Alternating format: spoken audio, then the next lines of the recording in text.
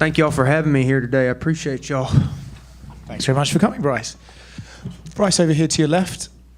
I feel like, you're a well-known fighter in this sport, but this fight in particular, and I think yourself in particular, has gravitated a lot of attention to it for this fight week. Do you feel there's more attention on this fight than any of the others? Absolutely, brother. I know that this is the biggest fight of my life. You know it. Everybody watching knows it. And that's just God's plan. I couldn't have made this fight any bigger if I would have tried myself. This is the Spirit lead me into this. There's nothing that I could have done to sell this fight. God put this fight together, and God's purpose for me is to be up here and perform. Yeah, you talk about selling the fight. Obviously, we had that press conference. He brought out the globe. He did his best to sell the fight. Did any of that stuff get to you or even affect you at all? No, it just made me more motivated to win, and I think that that's what God wanted me to be. You know, you mentioned God a lot. I know your religion is very important to you. What do you make of his spirituality and his religion? How do you think that plays into this fight, if any? Well, he says that he loves Jesus, but he calls himself Lord, and he doesn't act like he loves Jesus. He doesn't treat me with respect.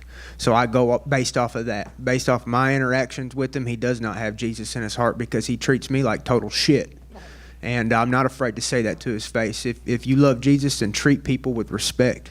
And that's not what he does. Jesus' 2 commandments were to love the Lord your God with all your heart and love your neighbor as yourself. Does he treat me as he treats himself?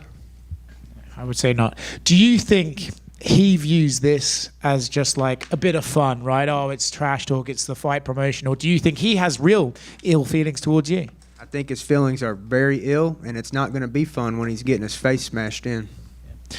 You've had a bit of a weird time recently in this sport, and I don't need to get into that, but what I am curious about is, do you have a level of appreciation for the UFC in that they didn't punish you for your remarks and they have let you come to media day, they have put a microphone in your hand? Do you have an appreciation for the promotion that they've let you continue to be a part of it? Absolutely. I totally love the UFC with all my heart. There's no hate in my heart at all, especially towards the UFC. There's nowhere I would rather work. There's no company that I'm prouder to be a part of. And Dana, he is entitled to all of his opinions, and I'm glad that he said everything that he did. And I have nothing bad to say about Dana. I love him so much with all my heart, and I mean, I just can't say enough good about it. And if everybody thinks I'm dumb, that's fine. Say it. Let it be known, because it's your right to think that I'm dumb. And say why. State why you think I'm dumb, and I love that. He's a real man. He's not afraid to state his opinions, and everybody's entitled to their own opinions. There should be no censorship. If somebody thinks I'm a total dumbass, then come on, call me out for it. If you don't agree with my views on history and politics, call me out on it. But don't censor me. Don't tell me, oh, you can't say this or that when I'm not producing speech that's violent, that's hateful. I'm just simply talking about how I view history, and I know what I know. And I love the world. I've never told anybody that I hated them because that's against Jesus. That's against what I believe in. So everybody, I want to hear what people truly think about me, and I appreciate that people can come out and say what they say. And last one from me. Do you still think that most of us here are filthy heathen perverts? I think deep down we all are. That's why we got to worship Jesus, because deep down, bro, we're all guilty of greed, lust, violent, envy, pride. All of these things we're guilty of, bro. Don't sit here and say that a man doesn't fall short of the glory of God. If you're going to tell yourself that you don't fall short of the glory of God, then you're basically saying that you are God. No man is God. Every man falls short. That's why when you believe in Jesus, you are covered by the blood of Jesus through repentance. And maybe these other Christians are scared to preach repentance. I'm not. I repent daily for my sins. If I even look at a woman and think a thought, I repent right there because I know it's evil. Everybody says follow your heart. You know what the Bible tells you? Your heart will lead you to hell. Don't follow your own heart. Follow the word of God. And so when I gave my life to Jesus Christ, I followed the word of God, not my own heart, because my own heart is full of lust and greed. Yeah, for some of us, it's not that deep down, so I get it. Bryce. Right. So you said that John Silva, he's made his opinions on you very clear, and you felt like he doesn't like you. But he did an interview last week, and his exact words were, because I guess fans are messaging him that like they want him to beat you up and to keep like just putting on damage. And he says, this is the exact quote. He goes, "I understand everyone for the shit he said, but I don't have that hate. I don't have that in my heart. If he doesn't continue, I don't continue hitting people when they don't want to fight anymore. I won't continue hitting them because I don't have that hate in my heart." So apparently he doesn't hate you. I think he's just trying to sell the fight. So does that bother you at all even more that maybe the stuff he's saying is just to build a fight and maybe he doesn't believe what he's saying? Well, like I said, you can say one thing and then act another way. How did he act? A man will be revealed by his fruits. How did he act towards me? Did he act like he loved me? Bryce, right here. In all this talk, I think the actual fight itself getting lost a little bit. You're a pretty big underdog here, and I think I see some people being like, "That's crazy. He's the underdog bet of the year."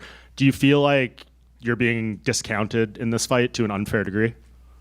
I believe so, but I think this is a great time for all my friends to bet and make a tremendous amount of money off of me. So go ahead, bet the farm. This is the best odds that I've had in a long time. So if you're a betting man, cast your bet. Yeah, and obviously a huge night for the featherweight division, right? And then on top of that, just got announced yesterday that the UFC signed Aaron Pico. I'm not sure how aware you are of him, but what kind of addition do you think he is to this growing featherweight division? Dude, I've known Aaron Pico for like a decade, dude. He's a total badass. And I really did think that it was a matter of time before you get people like him and Lucas Brennan and all these Bellator fighters over here. And, so now it's starting to happen, and these guys are going to be some serious problems for the division. There's nobody that can just go in there and act like Aaron Pico is not a threat. I mean, have you seen the dude fight? Yeah, he's very good. As far as the main event, who do you think wins the vacant featherweight championship between Volk and Lopes?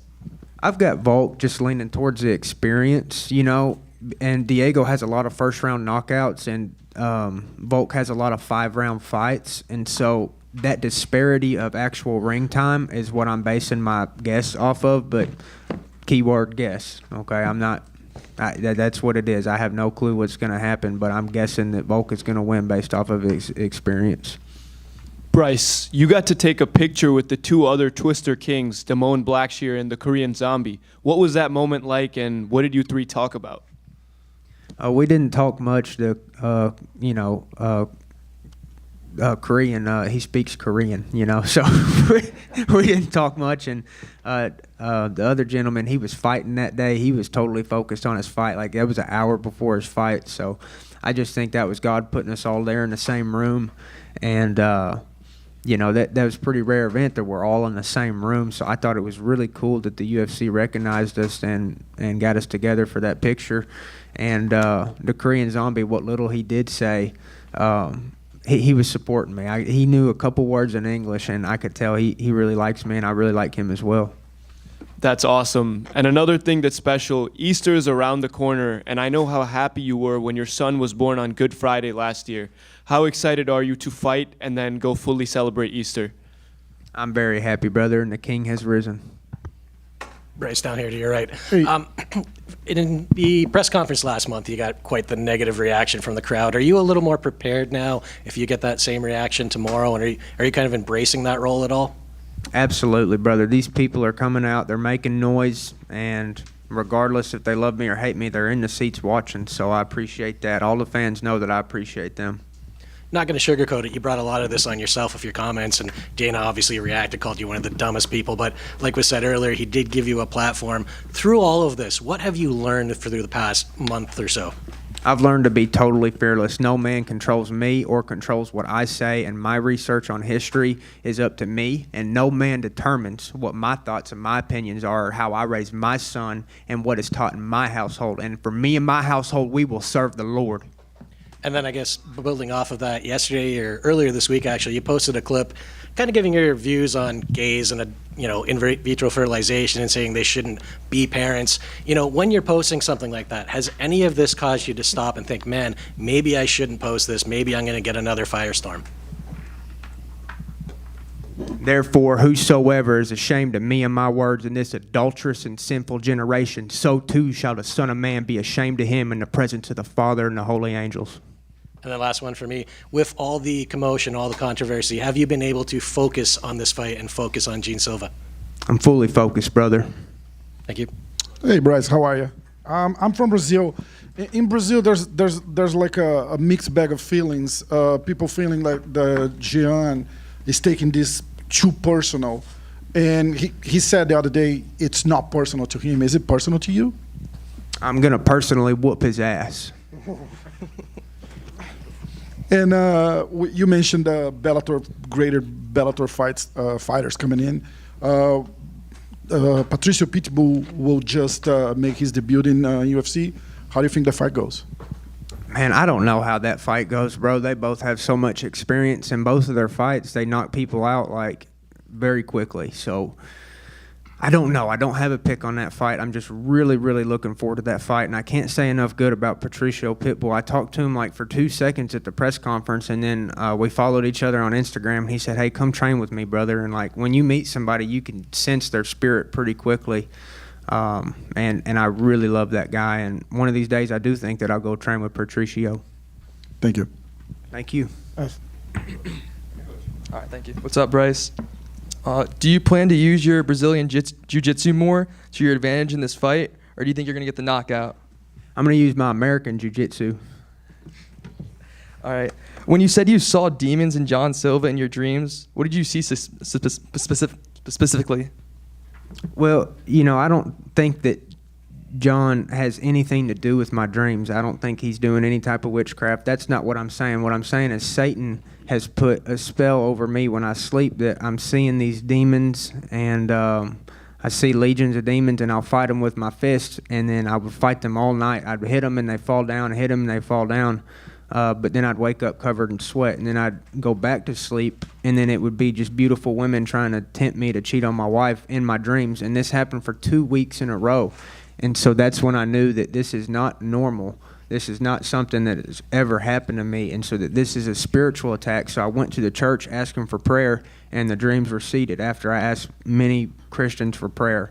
And if you're going through something like that, always ask for prayer, and always say the name of Jesus in the dream. Now, the problem was for me is that I could not remember the name of Jesus in the dream. So I was doing having all these dreams, and I was fighting demons and casting out women in my dreams by myself, and I'm too weak to do that by myself. And so you have to have the Spirit with you when you're tempted by the flesh. And so if those dreams are happening to you, call on Jesus in the dream and it will stop. But I was having problems with that. I asked people for prayer and it went away, and that's the power of prayer. And demonic dreams are real. I don't care if anybody says that I'm an idiot, I got CTE, or I need a therapist. I don't need a therapist. I need prayer, and I need Jesus Christ. All right, last question. Going into this fight, what do you think is your biggest advantage? The Spirit that's within me, and that's from the Holy Spirit. Thank you. Thank you. Just a quick one over here. You enter as the underdog for this fight, but a lot of people that think that you're going to win, they point out to that Charles Jourdain fight. So I'm wondering if you've seen the fight and if you've seen anything there in the Charles Jourdain fight that you think will help you or has sort of given you a roadmap into winning the fight on Saturday. Absolutely. You know, I watched that whole fight, and the main part of that fight is when he knocked him out cold. So let's not forget that. Let's not forget what we're up against. I don't underestimate this man. I know this is going to be a fight. I'm prepared to go in there and do whatever I have to do to win. Do you think your path to victory here is using the wrestling and grappling, or you feel like you could mix it up with him? It's a fight, brother. We start on the feet. If you think I can't punch, then watch the fight. Thank you. Thank you. Bryce, one more from me quickly. Someone told me that you recently had a conversation with Natan Levy, and I'm curious what that conversation was like and what it meant to you. Who's that again, brother? Natan Levy? Oh, Natan Levy. Yeah, dude. He actually loves Jesus. Yeah, dude, we get along really well. And actually, after talking to Natan, he understands where I'm at. Like, I don't hate any group of people. Like I said, Jesus calls us to love all people. And I'm speaking about history from the lens that I've been taught. And so I have no ill will towards Natan. We literally had a conversation, and I asked him, I said, what do you think about Jesus? And he said, I love Jesus. Jesus was a great guy. That's it. He doesn't hate the guy that I worship. I don't hate him. Even if he did hate Jesus, I'm called to love him. So I can't say enough good about Natan Levy. I wish everybody was like Natan Levy. I mean, that dude is a true brother and truly a great person, and I love him. Was it an emotional conversation?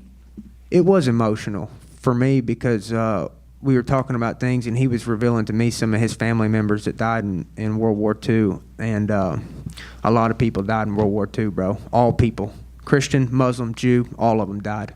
World War II sucked, bro. Like, if you want to go over the numbers of how many people died, let's keep it real. Let's talk about the Bolshevik Revolution. Let's talk about the 60 million slaughtered. You know, so people don't even know what the Bolshevik Revolution is. They couldn't spell it, okay? I'm just telling you, history is ugly. It's full of people dying, and I'm not afraid to talk about truth, okay? And it doesn't offend me if you say anything bad about... There's Christians out there that are awful people. Awful. Kenneth Copeland. He's of the devil. You know Kenneth Copeland? He's of the devil, bro. He's a total rat bastard, but he preaches the word of God. You know, so there's Christians out there that are awful. And Natan Levy, I can't say enough good about him. I don't care what religion he is. He is a great person because he treats me with love and respect. Thank you. Appreciate all y'all. God bless you.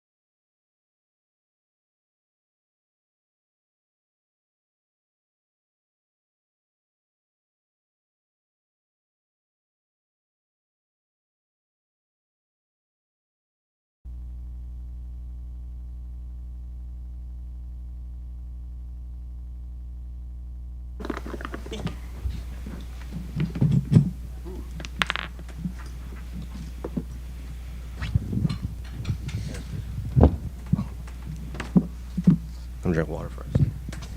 And go. All right, Mike. Mike over here. Obviously, you know, I feel like for the last several years, we've been building up that one fight that you didn't get with Conor, and then the Charles fight was the rematch. So it's been a while since we've talked to you before you've been ready to face a new guy on fight week. So I guess when they came to you with Paddy said he knew this fight was happening back in December, and it maybe was on you. Maybe you didn't want to get back in right away. So I guess what went through your mind when they gave you Paddy, and then I guess how quickly did it take you to sign that contract? I'm a guy who is not afraid to take risks and brave the unknown and do ill-advised things to the masses at times, but I also am a man of my word. So when the UFC approached me about it, the answer was yes. I just don't know timeline-wise. I had some injuries I needed to take care of, clean up after the Charles fight. That was a tough battle for a couple months, but I wanted to make sure that I was going to be able to make the timeline for the UFC. You know, we talked about June, we talked about April. And then ultimately, it came down to, hey, I'm ready to just jump back in there. I'm healthy. I'm ready. And I had a bad taste in my mouth from that last fight with Charles. I felt like I was about to have the best performance of my life, and had a little thing happen to me inside the octagon, which changed the entire thing. So now we're back, we're ready. We've had a phenomenal training camp, and it was ready to roll. And I'm glad I made that decision. I just had a daughter born a couple days ago, so I got some extra motivation. Got to go out there, get my hand raised, finish Paddy Pimblett in spectacular fashion, and go home and be the dad to 3 children. So first daughter. First daughter, So, man. First girl daughter, dad. little Drew. Little Drew, D-R-U, 3 letters, 1 syllable, just like Happen Ace. I guess that's what the Chandlers do. So I'm excited. I mean, yeah, it's going to be good.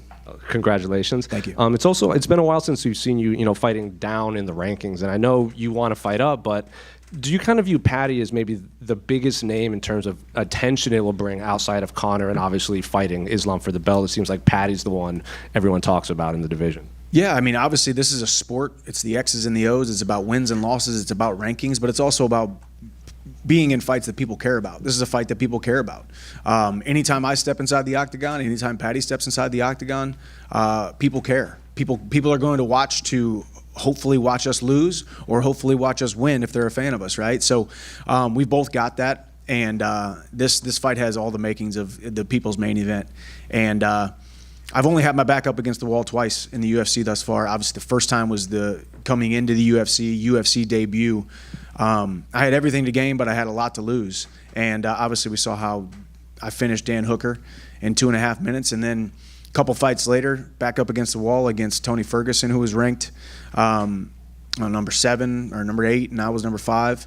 And it was a kind of a risky situation. And then we all saw the KO of the year, SportsCenter #1, top 10. So I thrive in these moments, and I believe Saturday night will be very similar to the last 2. I watched that documentary on YouTube about you. I think it was called like 688 Days, and you used phrases like you've been quote unquote trying mixed martial arts for the last 15 years, and then you were reflecting on that string of setbacks in Bellator against Will Brooks and everyone, and you used the phrase like you were forgetting how good you were before you got back into the win column. So I guess how does this string of setbacks kind of compare to how you felt back then? Is it that much different considering now that you have all these kids and you're in the UFC and everything? Yeah, I mean, more than anything, I needed to go through that first little streak to really find out who I am.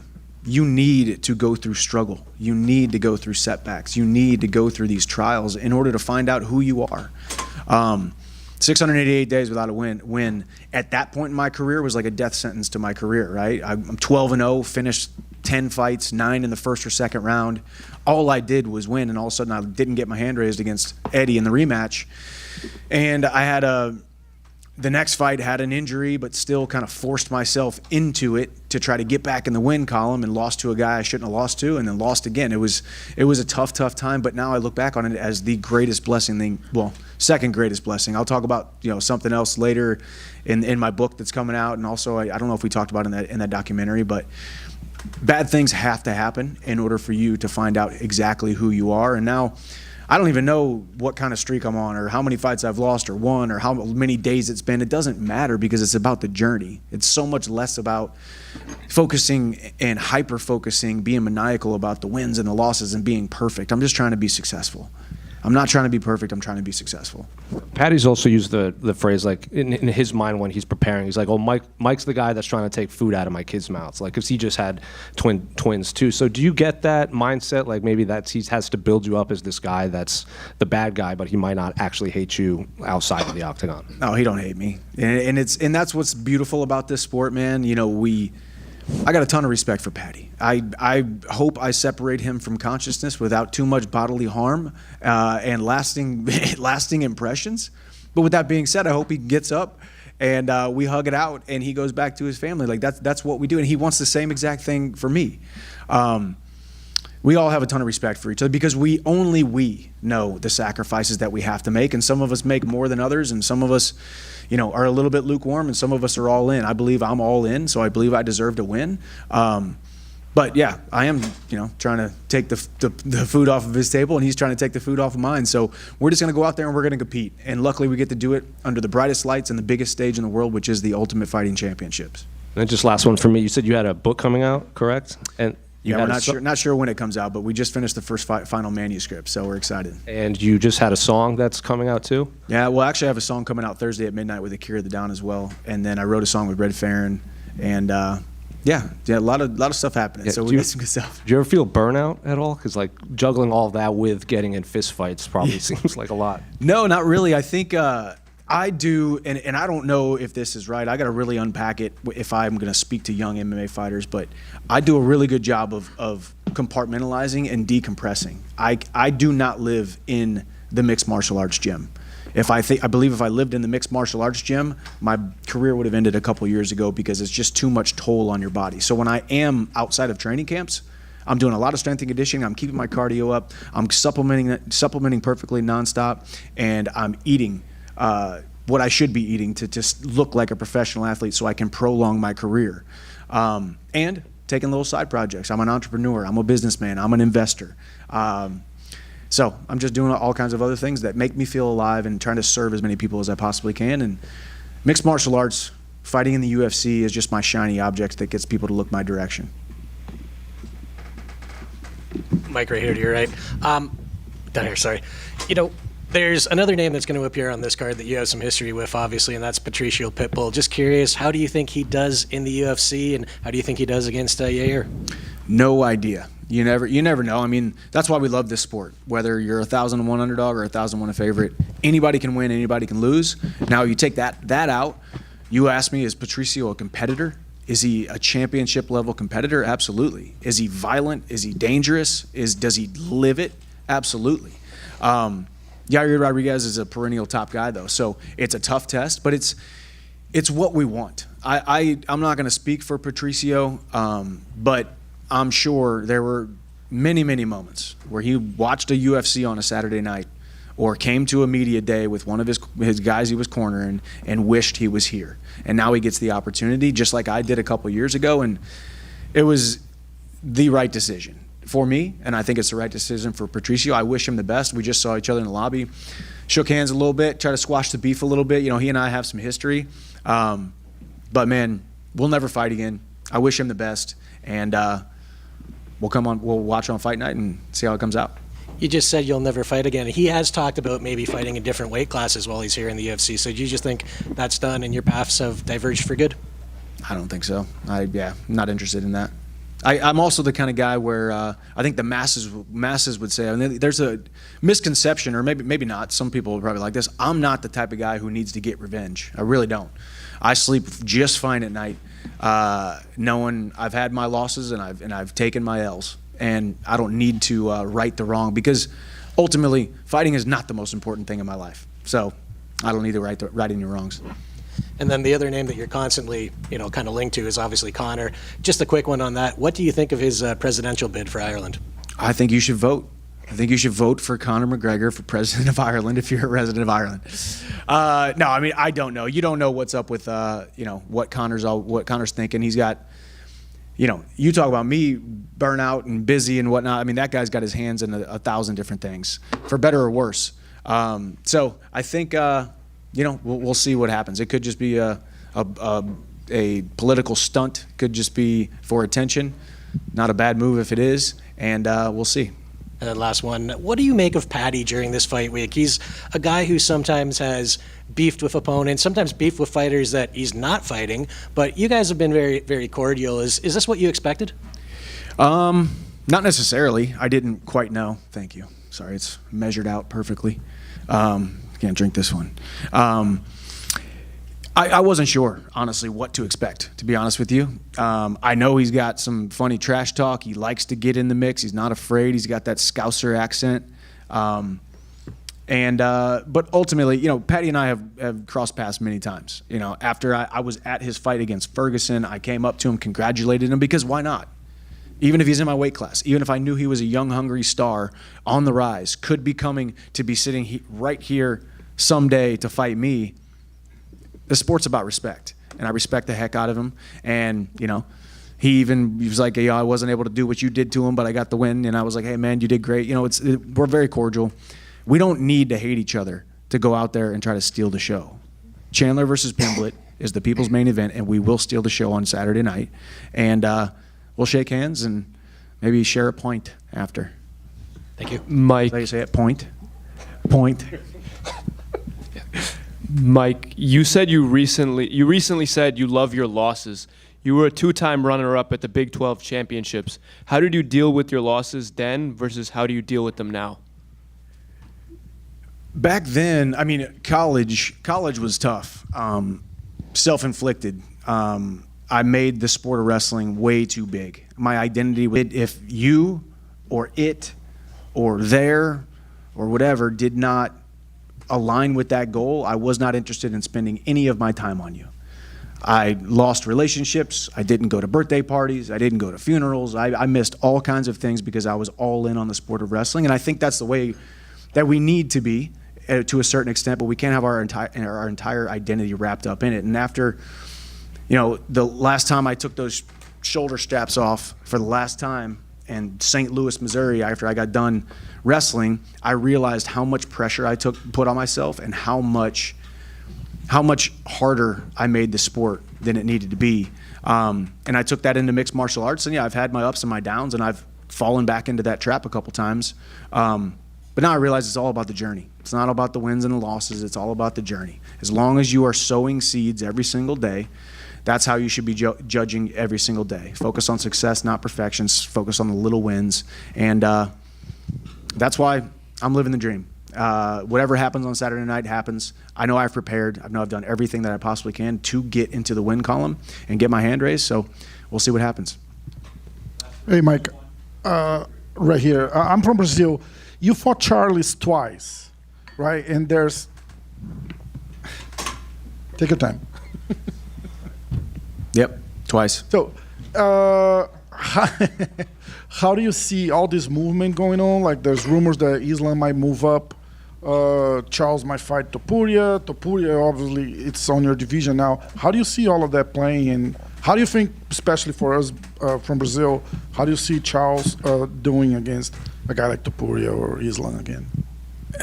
It's tough, man. If I'm thinking with my heart, I want Gaethje to get a shot. Gaethje being the number one guy, and then putting that number one ranking on the line against Max Holloway for the BMF belt, and then losing that, so then he drops down a notch. Charles and I were number one contender fight, but now you got Topuria coming up. You got Poirier retiring. You got Islam talking about going up to 170. There's a bunch of rumblings about that in the media and things that he has said. So the coolest thing is just being a part of the most interesting division in the world.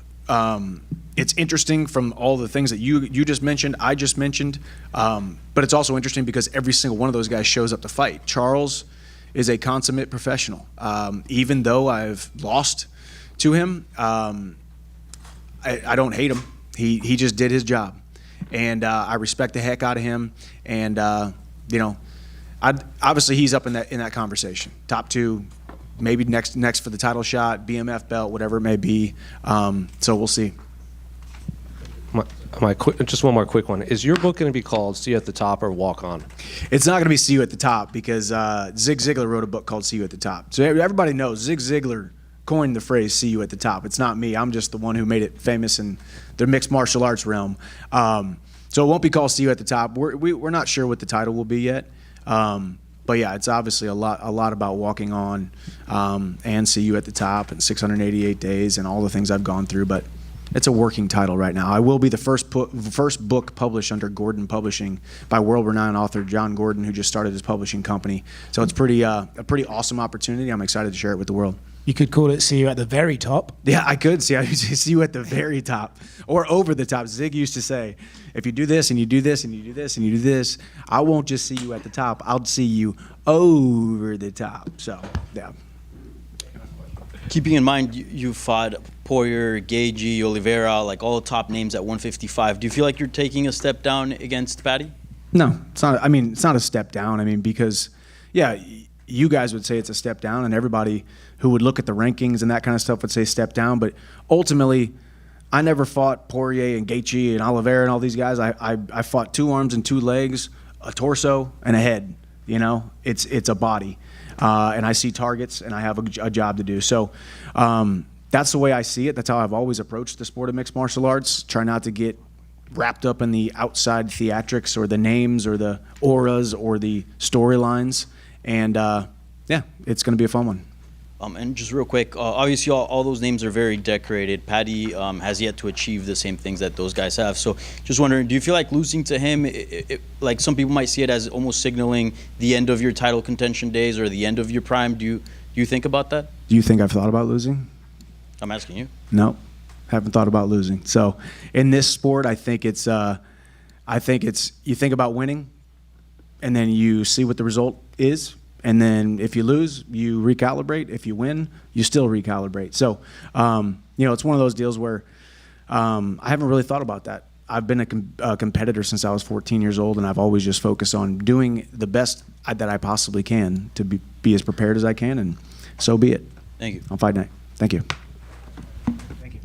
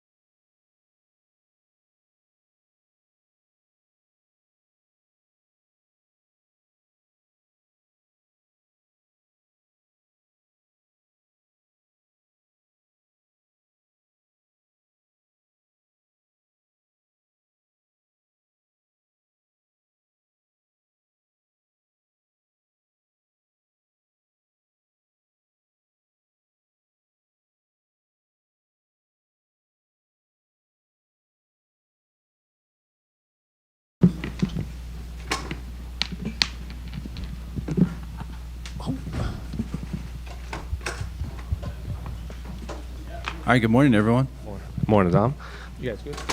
Well, I feel, Dom over here, I feel like, the last few media days and press conferences, it's always been, well, how's it feel to get back into the win column? And then the next media day goes, well, it's the first media day we've talked to you since you're coming off a win in a long time, and now it's 2 in a row. So I guess, are you tired of that narrative? Like now where it's always like, oh, now we haven't talked to you when you won 3 in a row, 4 in a row. Like, are you over that narrative when you come to these media days and press conferences now? No, man, I'm winning. We're going to talk about the path we're going on, It's definitely much better than talking about coming off a loss, that's for sure. So, yeah, it's my journey, right? I'm not mad about my journey and what's going on, and I'm open to answer questions about it. Well, I remember after your last win against Anthony Smith, so it was presented to you like, oh, we haven't had you like the 2 wins in a row, and you gave like a fist pump at that. So I guess how is Fight Camp been this time compared to the last several years? Oh, it's been great. First time in a while where I'm not coming off an injury or a surgery. Got out of the last fight pretty unscathed and felt great. So I'm able to continue riding the wave. It's this energy wave of winning and doing things right and being confident in everything I'm doing, and I don't have to justify it and reassess things, so I could just keep moving forward and keep riding the wave, maybe throw in a new trick on the wave, and yeah, have fun with it. And, you've made it known that you watch tape on your opponents. You have your very analytical mind. I remember, like, when you were fighting Weidman and John, that was the narrative of, like, how you were breaking these guys down. So I guess when they came with Nikita Krylov, a guy who has 39 fights and only 4 decisions, I think the betting odds would probably assume this fight isn't reaching the judge's scorecard. So I guess what went through your mind when his name came across your desk? Let's go. Let's go. He's my kind of fighter, man. He's all action all the time, and gives his all. He's a warrior, man. I love fighting warriors. I love fighting guys who give it all. It's nothing without the challenge, right? If I'm going out there and it's fighting guys who aren't, I don't know how to explain it, man. I really like fighting guys that are down, and he's down, and honestly, the whole division is down. Right? Every once in a while, we'll get a fight where 2 guys just stand around and kind of look at each other, but that's not me. And the guys I fight, we make it exciting for the fans. Why do you think the division is down, as you would put it? Because we all want to be champions, and we're all willing to jump in the fire to get it. It's super dangerous at light heavyweight. You make one mistake and you get knocked out, but we're all very aware of that danger, and we're willing to face it head on. I don't know what it is, but the division is looking very strong, and I'm really happy to be a part of it. And you did this podcast recently, and you said you don't get the kind of respect from this younger generation of fighters, but guys like Gaethje and everyone will come up to talk to you in Islam. Do you think that's a generational thing? Like maybe fighters now didn't come up watching the MMA and the UFC specifically, and they're just kind of jumping into the sport without doing their proper research?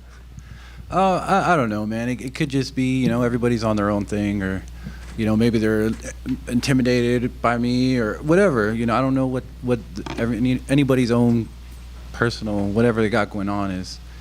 And I shouldn't expect people to be like, hey, Dom, what's up? Obviously, when I see people, other fighters and like that, I go up to them, hey, man, you wish them best of luck and everything, because we're all warriors in this together. And we're the show, right? We're going out there and putting on the show for the fans. And if everybody on the card performs, then we could have legendary cards that I'm a part of, and that makes me proud, So, yeah, I mean, it's just goodwill towards other warriors who are walking the same path I am, really, when it comes down to it.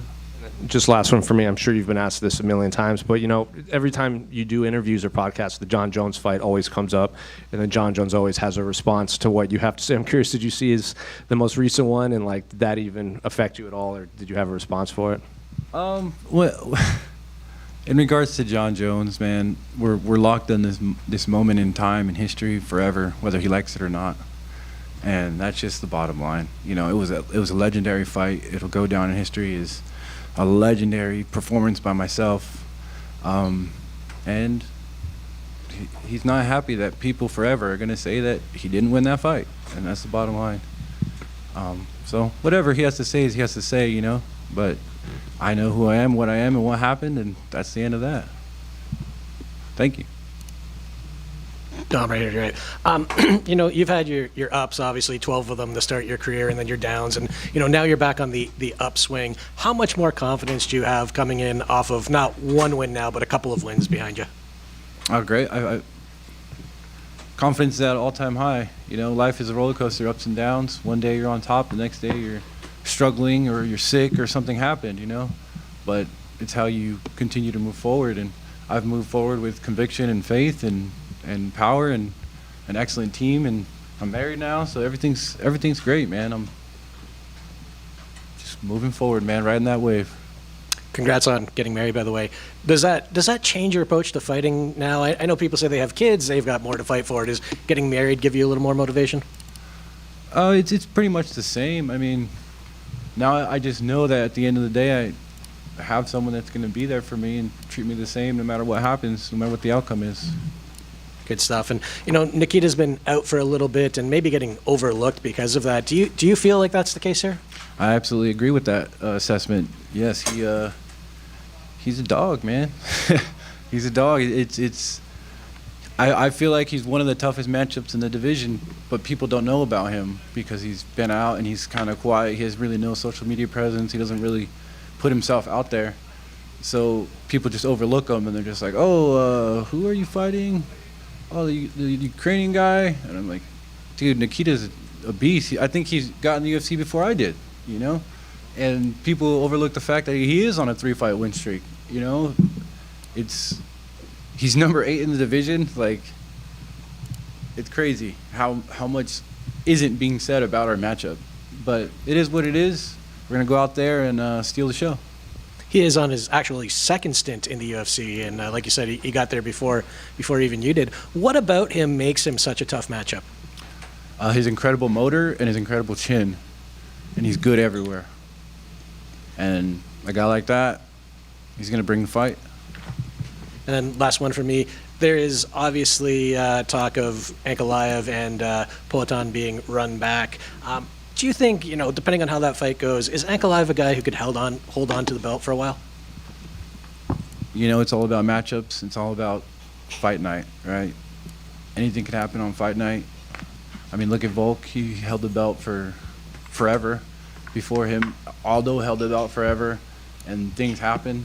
And it's all about the moment. Is it your time? Is it your moment? Is God going to anoint you today? So it's hard to say how long somebody's going to be on top or whatever. All that really matters is today. Thank you.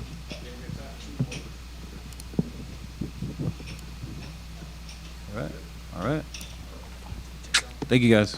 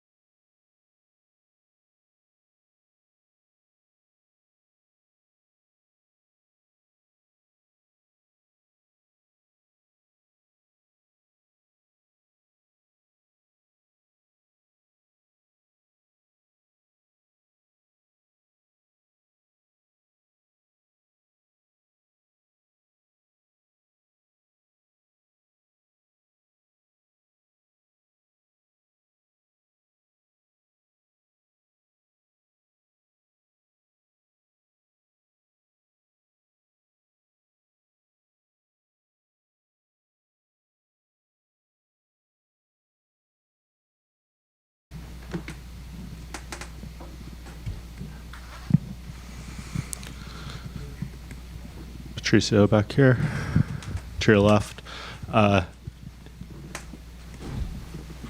You just tried on, I believe, the UFC fight kit for the first time. You're here at Media Day. Just tell us about the Fight Week experience, but especially just wearing those shorts for the first time in the UFC.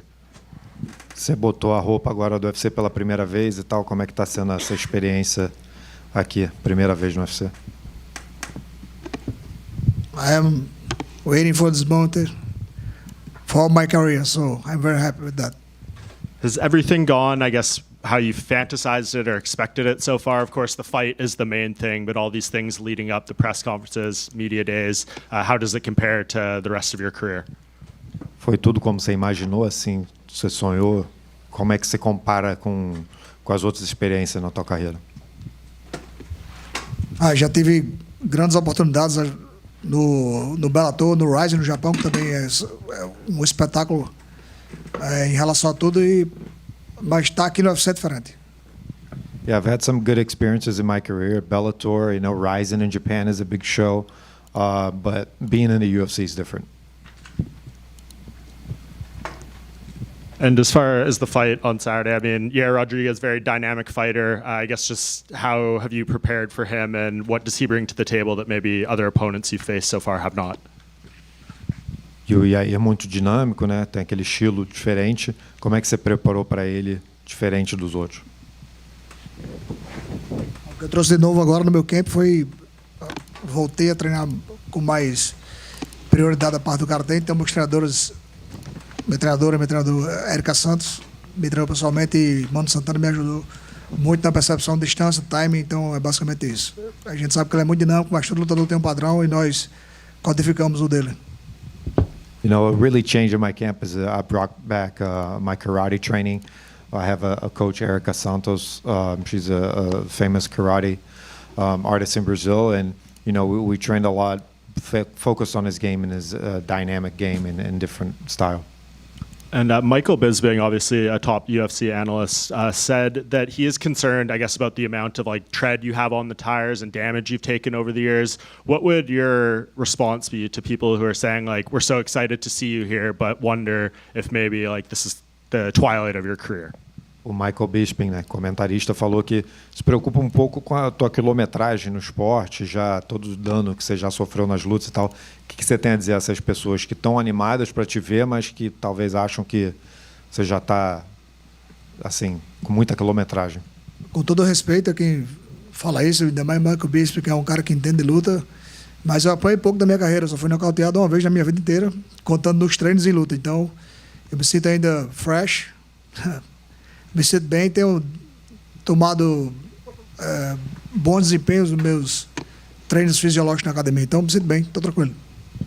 you know, with all due respect to anyone who thinks that, and especially Michael Bisping, who's a guy who really understands fighting, but, you know, I'm a guy who hasn't taken that much damage in my career. I've been knocked out once, including fights in gyms, so I've been able to avoid a lot of that and worked a lot on keeping my body healthy and working on my physique in the gym. And just last one for me. Last night, news came out that Aaron Pico has signed with the UFC. I know you guys were linked for a long time, PFL and Bellator. What do you think about him officially being part of this division now, and I guess what he can do here? I was supposed to fight against him in Japan last year, and it didn't happen.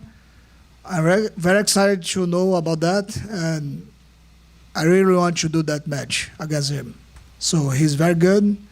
And we're going to show who is the best Bellator fighter. Patricio. Now in the UFC, sorry. Patricio over here. Kind of going off of that, a lot of fans were making jokes that they think it would be funny that it would take you both coming to the UFC to finally make that fight against Aaron Pico. So is a part of you like, you see the irony in this, that you couldn't get it done in the promotion you were with for 10 plus years, and then right away people already want to see this fight in the UFC?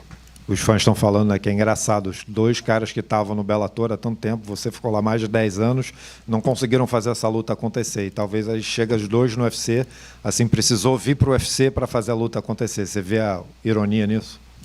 Pois é, eu não entendo porque essa luta não aconteceu. Ele, quer dizer, até entendo, né? Ele não conseguiu chegar no título.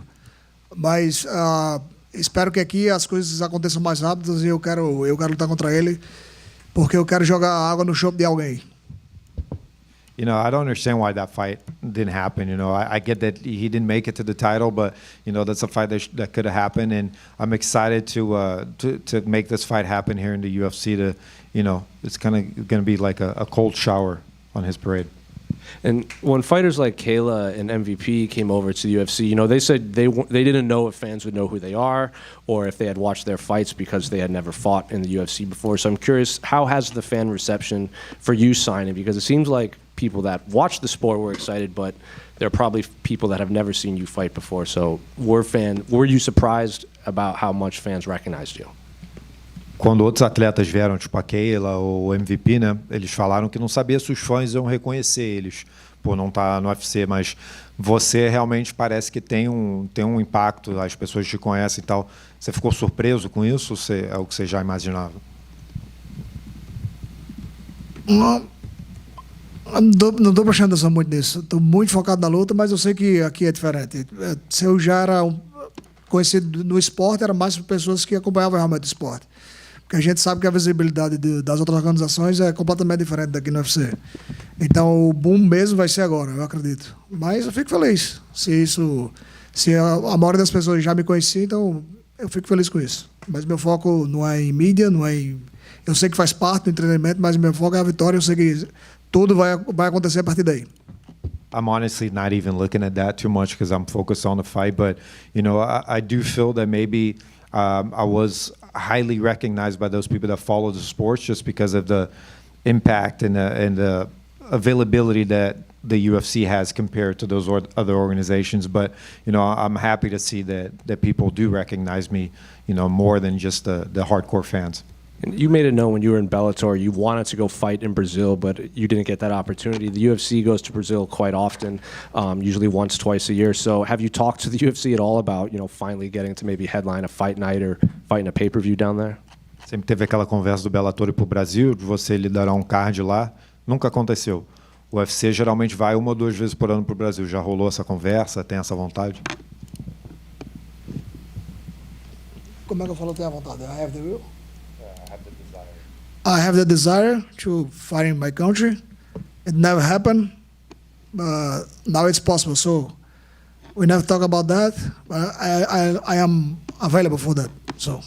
And then just last one for me, have you run into Volkanovski and talked to him about that $1 million bet that he talked about so many years ago? Já encontrou o Volkanovski? Conversaram sobre aquela aposta de $1 milhão? Sim, na coletiva que a gente teve da Nusa Luta, eu perguntei se estava de pé, ele falou que continuava de pé.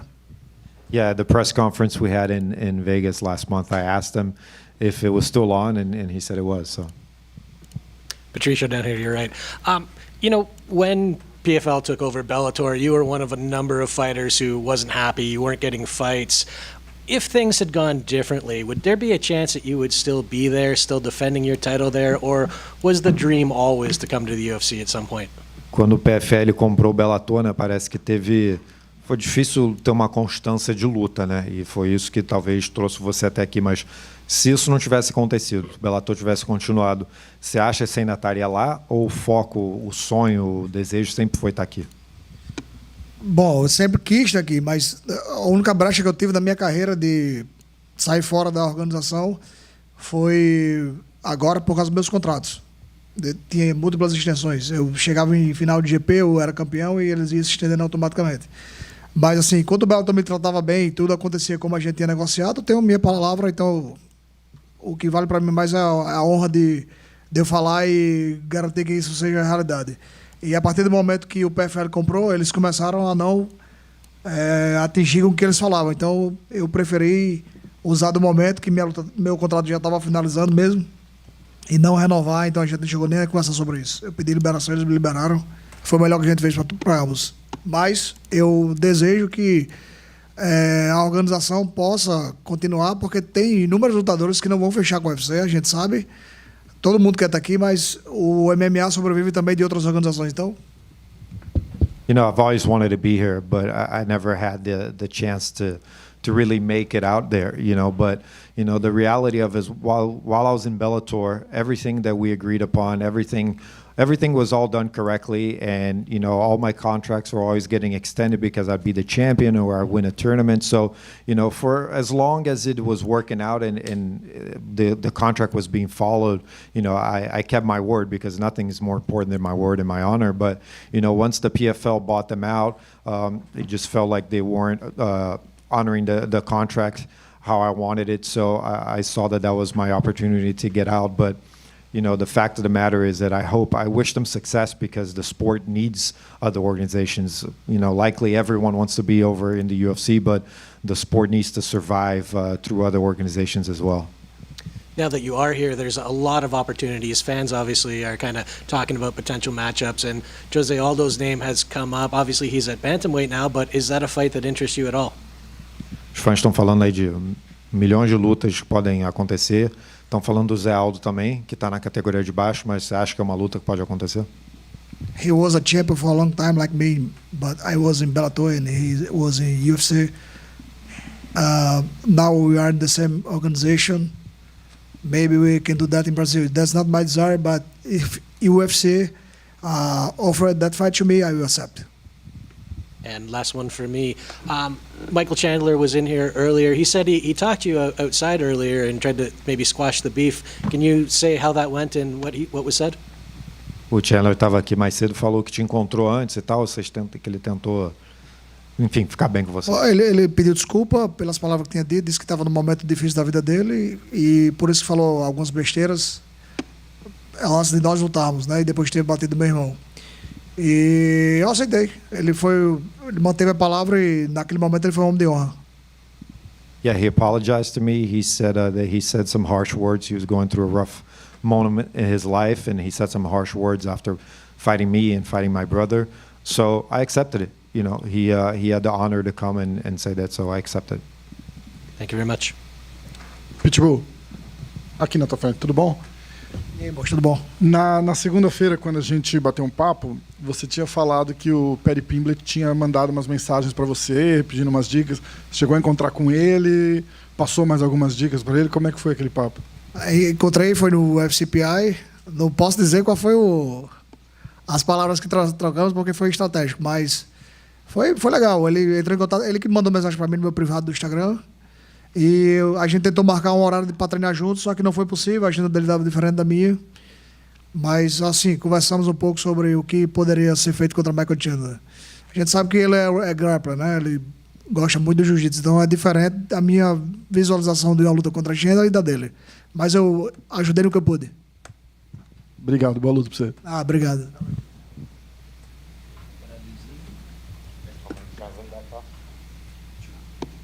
The question was about Paddy Pimblett messaging Patricio. And yes, he messaged me when we were in Vegas. And, we went to the PI, saw a few different things, but our schedules didn't really match up so that we could, do more things. But, he wanted my help in training a little bit for Chandler. Thank you, guys.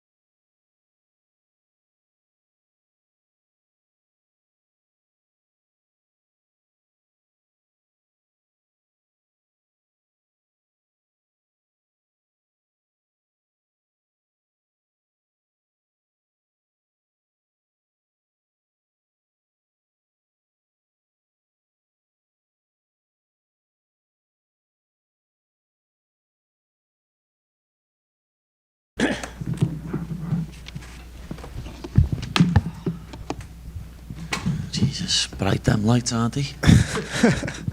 Paddy over here to your left. I think obviously you've had a lot of attention on you since you come to the UFC, but this one feels like the biggest one, right? So far in your career, do you feel like this is the biggest fight you've had to take a part of? Yeah, definitely. Every fight that I have now is going to be the biggest fight in my career. Obviously, everything's a must-win, and co-main event slot on the best pay-per-view of the year, best fight card of the year. It's where I need to shine. Every fighter in their career has that one fight that sort of, in the eyes of the audience, proves them to be like a legit fighter, right? I think back to when Conor first fought Dustin. As he was coming through the ranks, suddenly everyone realised, like, oh, this guy's really good. Do you see this fight with Chandler as the one that, for you, shows the world, like, I'm not just a fun fighter, I'm a legit elite fighter? I hope so. But the goalposts always get moved with me, lad.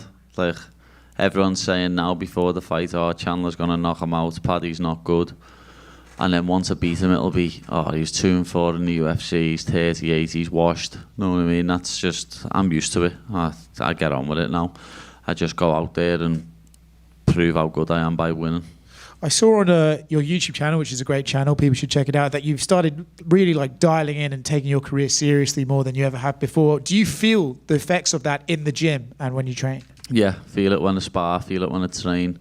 Even like doing me fight run-throughs the last couple of days when we've been training. I've never had this much energy fight week. I've never been able to smash pads for rounds and rounds and then do a fight sim after it.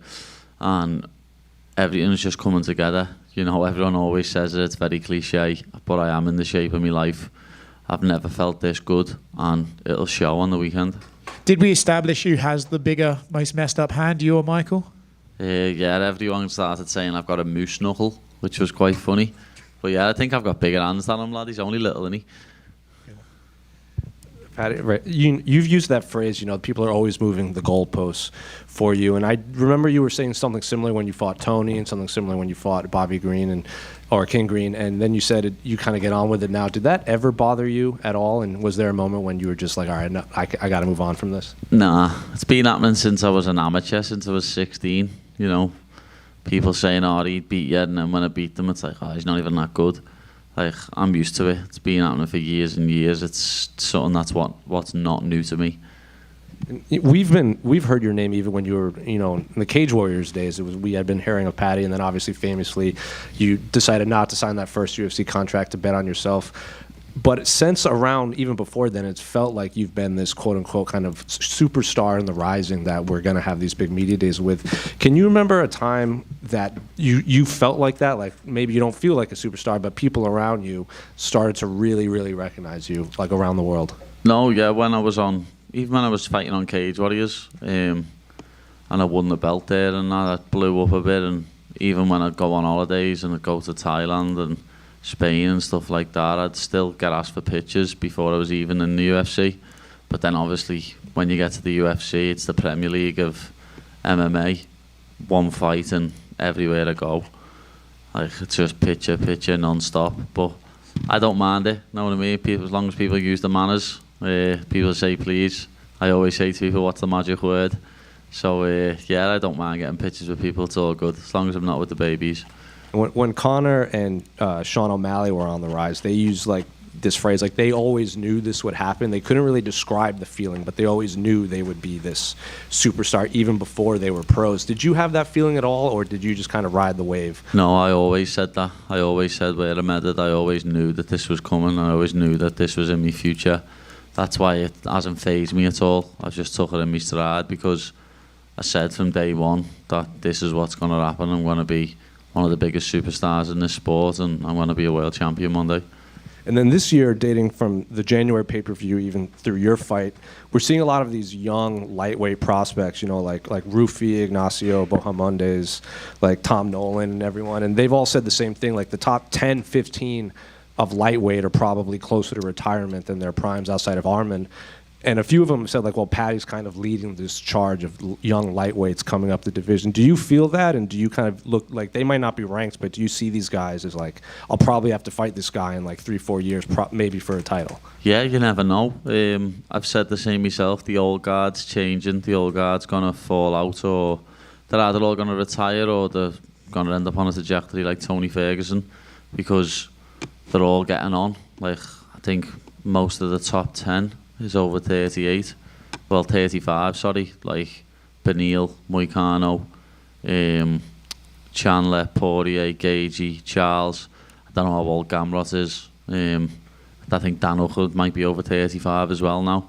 So the top 10 at lightweight in the next 3 years is going to be completely different, apart from me and Arman. And then just last one for me, I think it was either you or your coach used the phrase, you know, Charles showed the formula against Michael Chandler. So I guess what in that fight, without giving away your game plan, obviously, did you see from Charles and you're like, all right, this is the path to victory? A lot of stuff, you know what I mean? I couldn't even name one. He kept him on the end of his shots. He showed how easy Michael Chandler is to take down. A lot of people thought Chandler was a high-level wrestler, but he might be a high-level, like, Division 1 wrestler where it's just straight wrestling, but MMA wrestling, I'm better at it. I'm a better grappler, I'm a better striker. He's just probably got more power in his hands, but we'll prove that on Saturday night, won't we? We'll see who's got more power, because I think there's more chance of me knocking him out than him knocking me out. Paddy, right here. You know, you mentioned all those names that are kind of on their way out of the division a little bit. Is that why you're trying to get these fights in as many as possible now? Because once they're gone, like you look at the great fighters in the sport, they have these names of the former champions and stuff on their resume. It's important to try to get as many of those as possible before they move on for your legacy. Yeah, of course. It'd be nice to get all the future Hall of Famers, because like Gagey, Poirier, definitely Charles. Like, if I could pick one of them to fight, it would be Charles Oliveira. He's got the most submissions in UFC history. Former champion, defended the belt twice. Well, missed weight one, but I'd still call that a defence. And I think me and him stylistically would be a brilliant fight. But as I say, I think Dustin's only having one more than retiring. But Gagey's another fight that I'd love to have. These are all names etched in the history of the lightweight division. They're all names that everyone knows and everyone recognises. So beating people like that, just be boss. Yeah, I saw Dustin Poirier is going to be a desk analyst for this event. Does that excite you that you're maybe going to have to make him say some really nice things about you with your Yeah, I don't think he likes me very much, to be honest. But I know he dislikes Michael Chandler a lot more than me. So, yeah, it'll be quite fun to have a little chat with him after I've won. Paddy right here, sorry.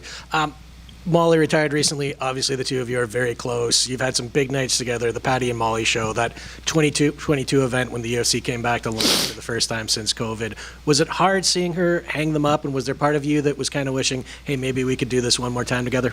Yeah, of course. You know what I mean? I didn't want her to retire.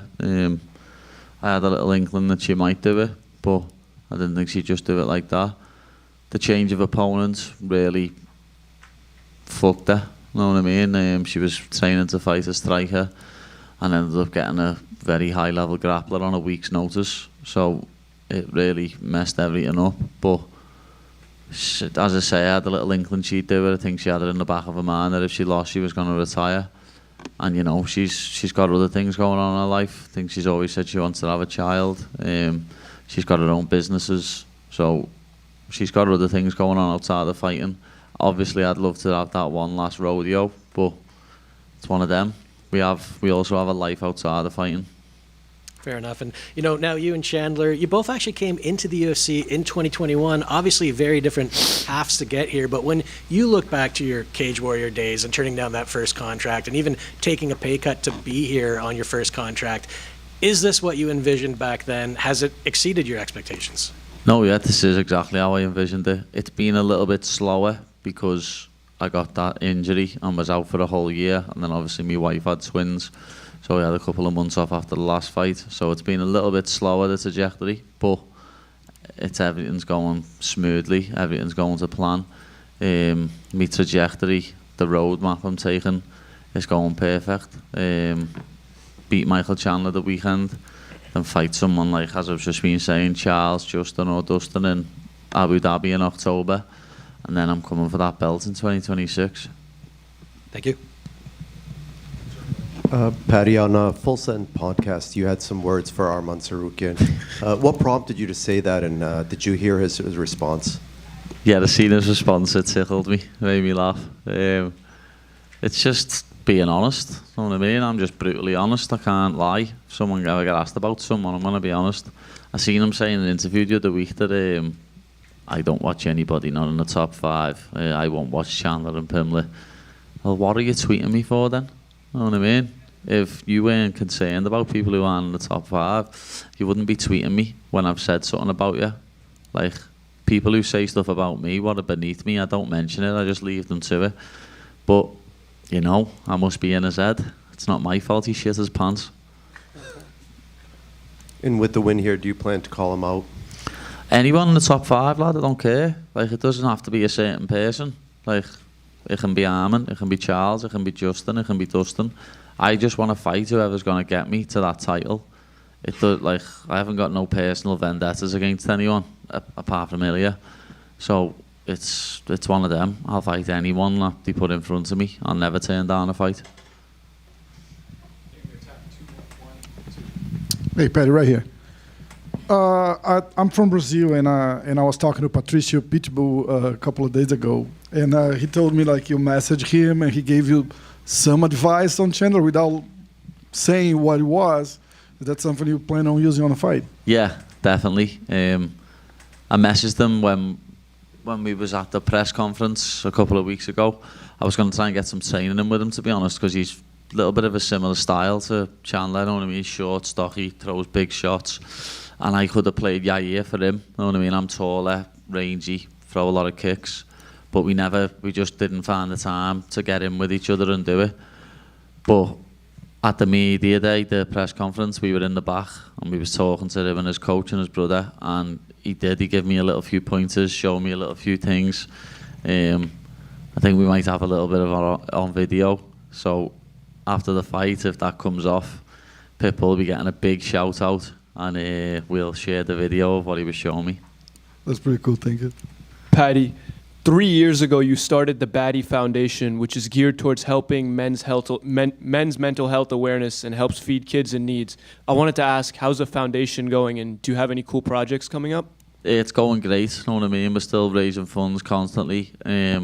One of the best things that we've done so far is a charity what does counselling in the UK called James's Place. It's a place that I actually went to myself when I was depressed and struggling with my mental health. I had sessions there, and we donated enough money for them to employ another counsellor, another member of staff for, I don't know if it was a year or 2 years. We used the funds out the Paddy Foundation to do that, so more men can actually go and speak to someone and get mental health advice, and hopefully not do nothing drastic and not take their own life or try and harm themselves. Paddy, real quick. Some people have accused Michael Chandler, fans and past opponents, of maybe being a dirty fighter, of cheating, fish hooking, shots to the back of the head. Wondering, do you agree with that? Do you see him as a dirty fighter? And if so, I guess, how do you prepare for that? And do you have to have a conversation with the referee in the back to be like, hey, just be extra careful? Yeah, he's the nicest man in the world outside the cage. And when he gets in it, he's a dirty bastard, isn't he? You know what I mean? But I always say, if you're not cheating, you're not trying. So I understand what he's trying to do. He wants to win, and that's the main thing when it comes to this game. But yeah, I probably will mention to the ref in the back, like, if he's gonna grab me gloves, I'm gonna say if he tries to poke me in the eye and stuff like that. Because that one against Charles, lad, when he punched him in the back of the head about 9 times or something, and the ref, I hope that's not my referee. Put it that way. I hope I've got a good ref like Goddard or Herzog. I don't want to have a ref that's just going to let me get rabbit punched in the back of the head consistently. The one what he done to Gage, he was bad as well when he poked him in the eye, and then the ref went to stop it and he just punched him in the face as hard as he could. As I say, Chandler's a real nice fella outside the octagon. I've bumped into him yesterday and had a chat with him, but in there he's a very, very dirty man. Thank you. Good luck. Any more now? All good.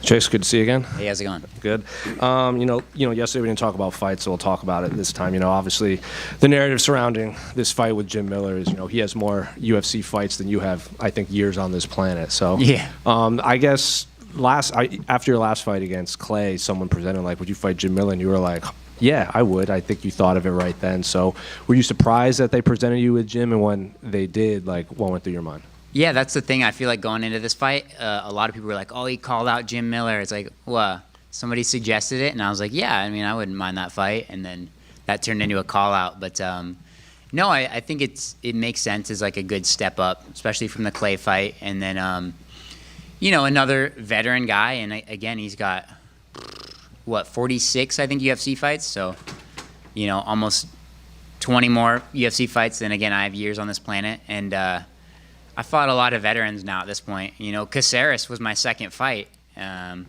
which is crazy to think about now. It's, I mean, I'm pretty happy with the matchup. I mean, I'm happy to fight like another left-handed guy, like a true southpaw. I think that'll be fun. And then a guy that's willing to engage in the grappling, a guy that's not gonna really have any like respect, I don't think, for any of the areas that I'll try and take the fight to. So I think that opens up a lot of opportunity when a guy's thinking more about the offense than the defense. So, hey, I'm here for it. Do you embrace this role of, fighting these veterans? Because I even remember, like, Joe Lozon did a Q&A in Boston. He said he was trying to fight you, and that was, like, several years ago. Yeah, that one was kind of weird. I was actually, I was on vacation with my wife. We were in, like, Italy, so it was, like, a weird time change. And I woke up at, like, 4 in the morning to, like, oh, Joe Lozon calls out, me. That was kind of a weird one where he was like, oh, I just want to fight him because he wouldn't knock me out. And I was like, that's kind of sad way to present it. But, no, I mean, I don't know. It's one of those things where I guess it kind of sucks about the sport is you can't have too much reverence for people in their careers, especially if you're in the same weight class. Like, you just don't know who you're going to fight and when. And it's like, I obviously have a lot of respect for Jim. I have a lot of respect for Clay and all these veterans that I've fought. But at the end of the day, it's them or me. And then I hopefully we'll get another, younger prospect on the up and come after this, another guy on a win streak. But yeah, for now, hey, we'll take what we can get, and I'm happy with the matchup. You also posted on Instagram, I think it was the graphic of the fight, and you at the bottom it said, "Am I the third Paul brother?" Is that just a joke of you fighting, guys that are a little older than you? Yeah, I mean, pulling a Jake Paul. He fought Ben Askren, Mike Tyson, Anderson Silva, fighting all the older guys. That's I mean, why not? It's one of those things where they're gonna put that label on you anyways. So it's like if you accept the joke anyways, it's like no reason to get butthurt over it. I think a lot of fighters are kind of sensitive, and I feel like I've had that beaten out of me with all the, starting with the contender stuff at such a young age with a fight where I got beat up for a little bit. Like half of the people were like, "You suck, you should stop fighting," and then half of the people were like, "You're the best," whatever. So from 18 now, 7 years later, I've been dealing with that the whole time. So I feel like you get a little used to it, and embrace it. Why not? Did it ever bother you, especially when you were younger? Yeah, for sure. I mean, again, the ego is such a big thing, and we're literally fighting in our underwear out here. You put out you can see someone, I feel like, in their most raw form of they're barely wearing any clothes. You're seeing how deep they're willing to go mentally. People go to weird places in fights when it's, two men are going in there, and it's whoever's stronger is going to get the win. You're really bearing all, literally, for the audience. So I feel like it's hard to, feel like you're doing that and then have people tell you that you suck. But I don't know. Sports fans, at least in the U.S., I feel like are kind of weird.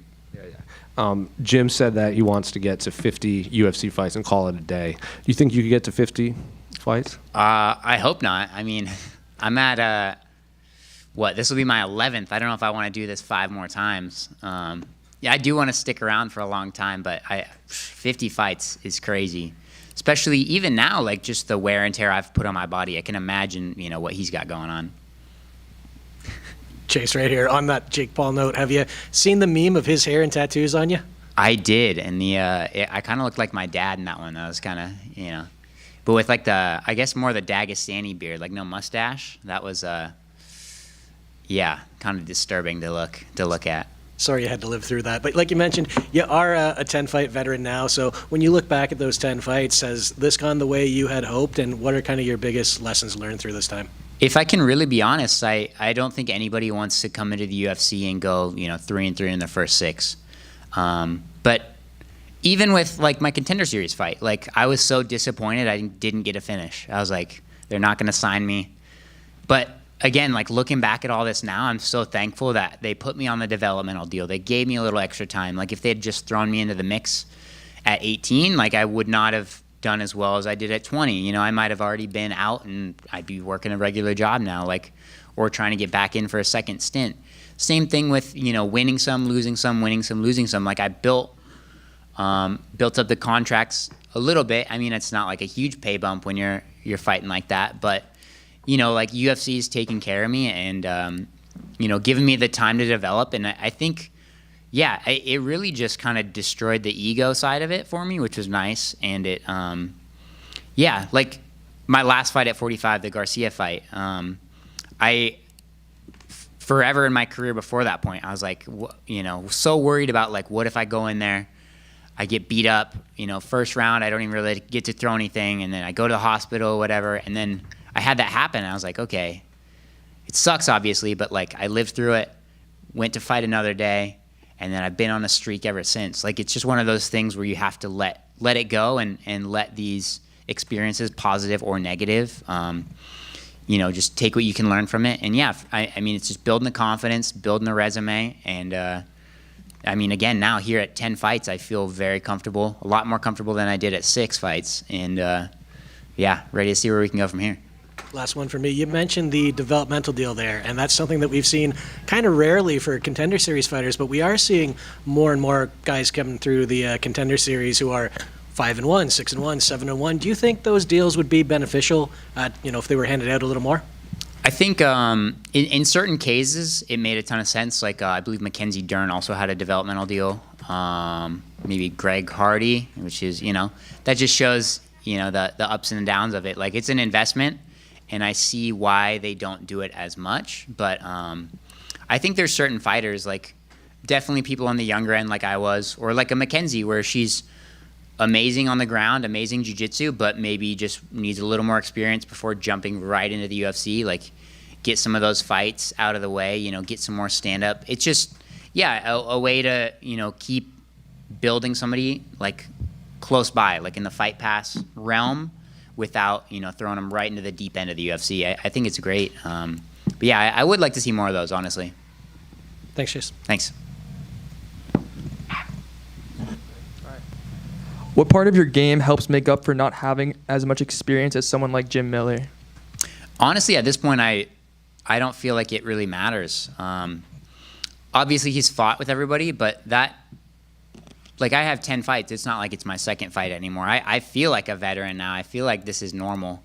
Obviously, Jim's got more, but it's just one of those things where I feel like me also feeling like I've been here for a while, and feeling comfortable, that's going to help. Like, I'm not going in there expecting, like, oh, what's going to happen because he has so many fights. Like, that's just the business. Like, he's been working here a little longer than me, but, we still do the same job.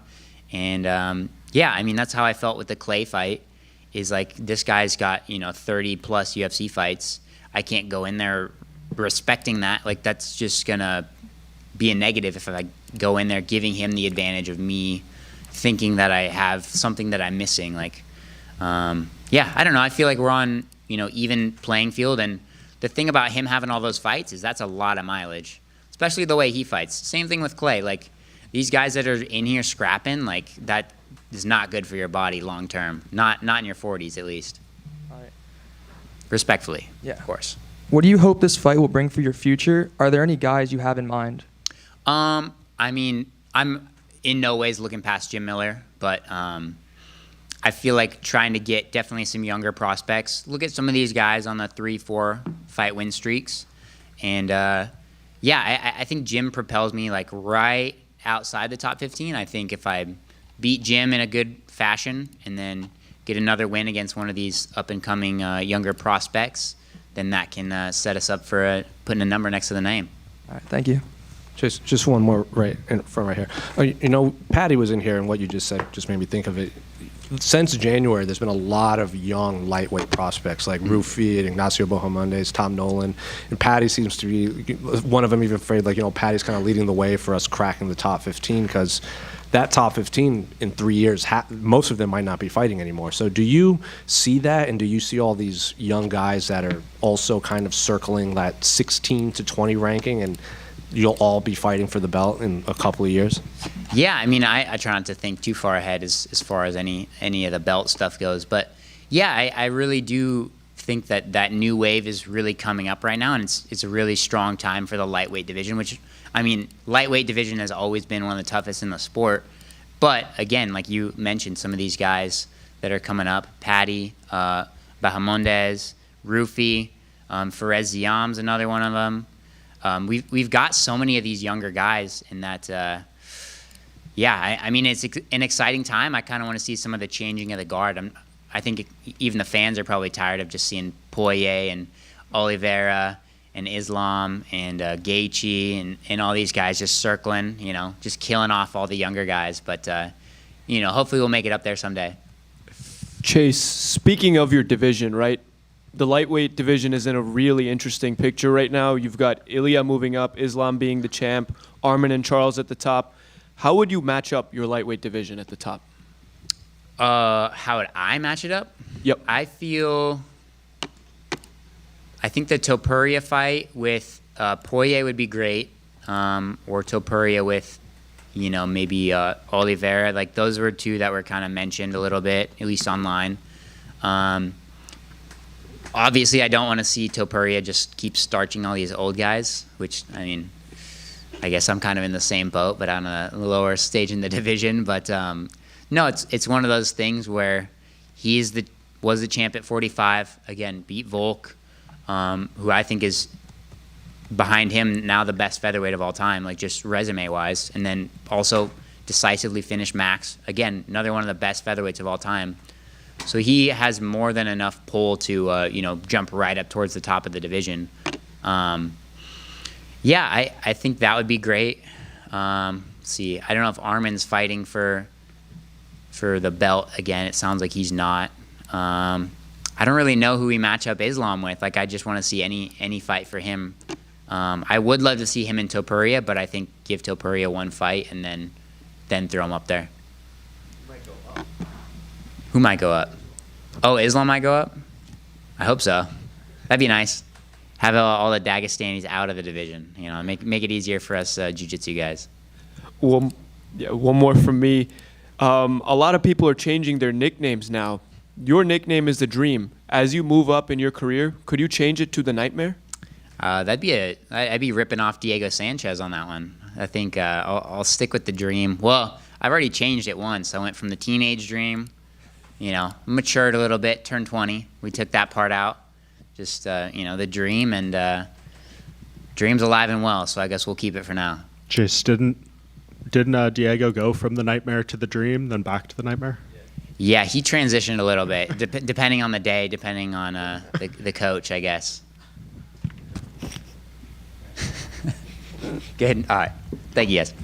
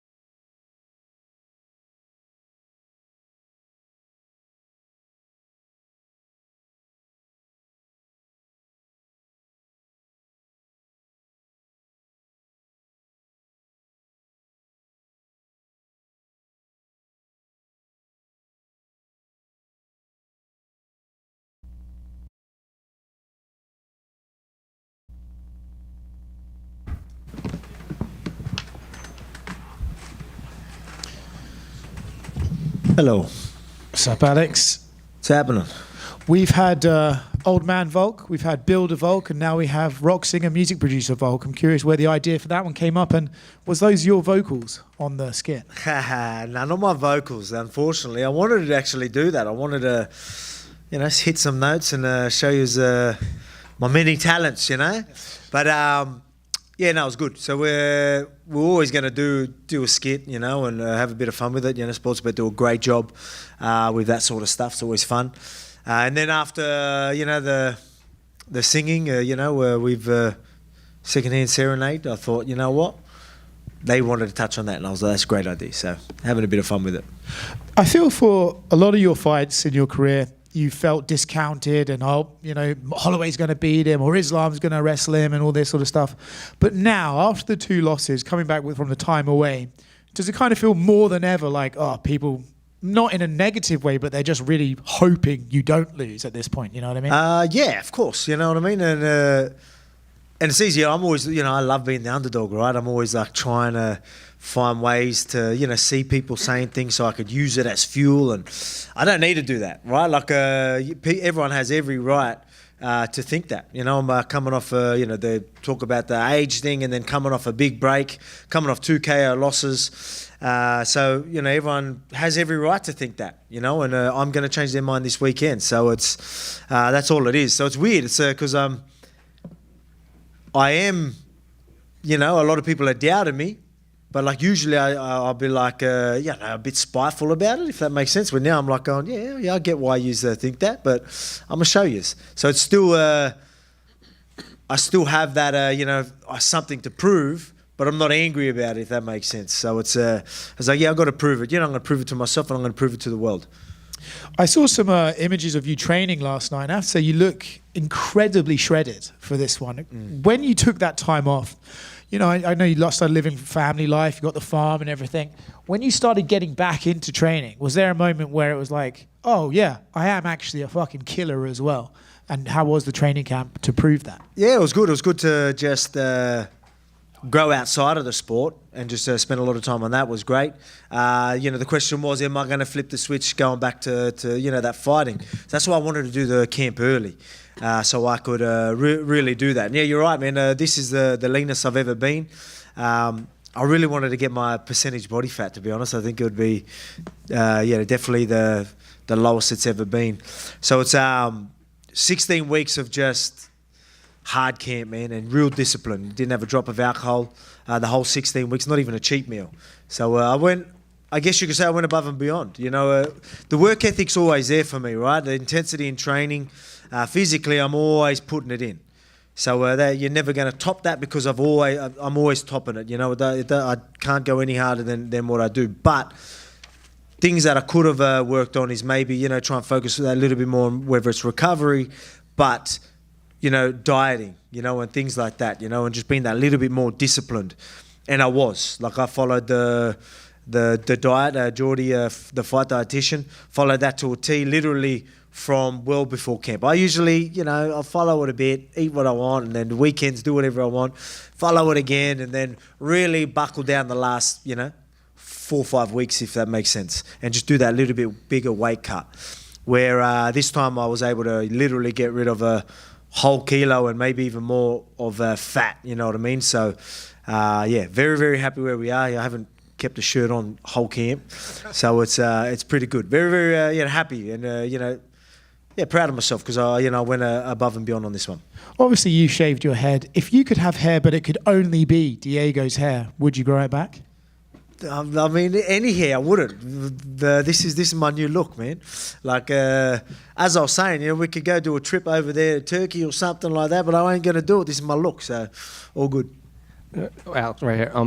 In the UFC countdown, when you were reflecting on your last fight against Ilya, you used the phrase, I think, that it was more of a freak reaction defensively when you were facing him. So what does that feel like when you're in there to, like, have that, as you say, a freak reaction defensively on your end? I don't know if freak reaction was the right way of putting it. It was just, like I knew that, it was just at a time where I'm like, all right, now we need to start adding stuff. The shots are there, but you're getting pretty hesitant and sort of, when I say defensive, you know what I mean? Like, obviously, I didn't want to follow up because, anyway, I don't want to get too much into it, but it was just, I was like, all right, we need to start doing more. Like, just talking to myself and just wouldn't do it.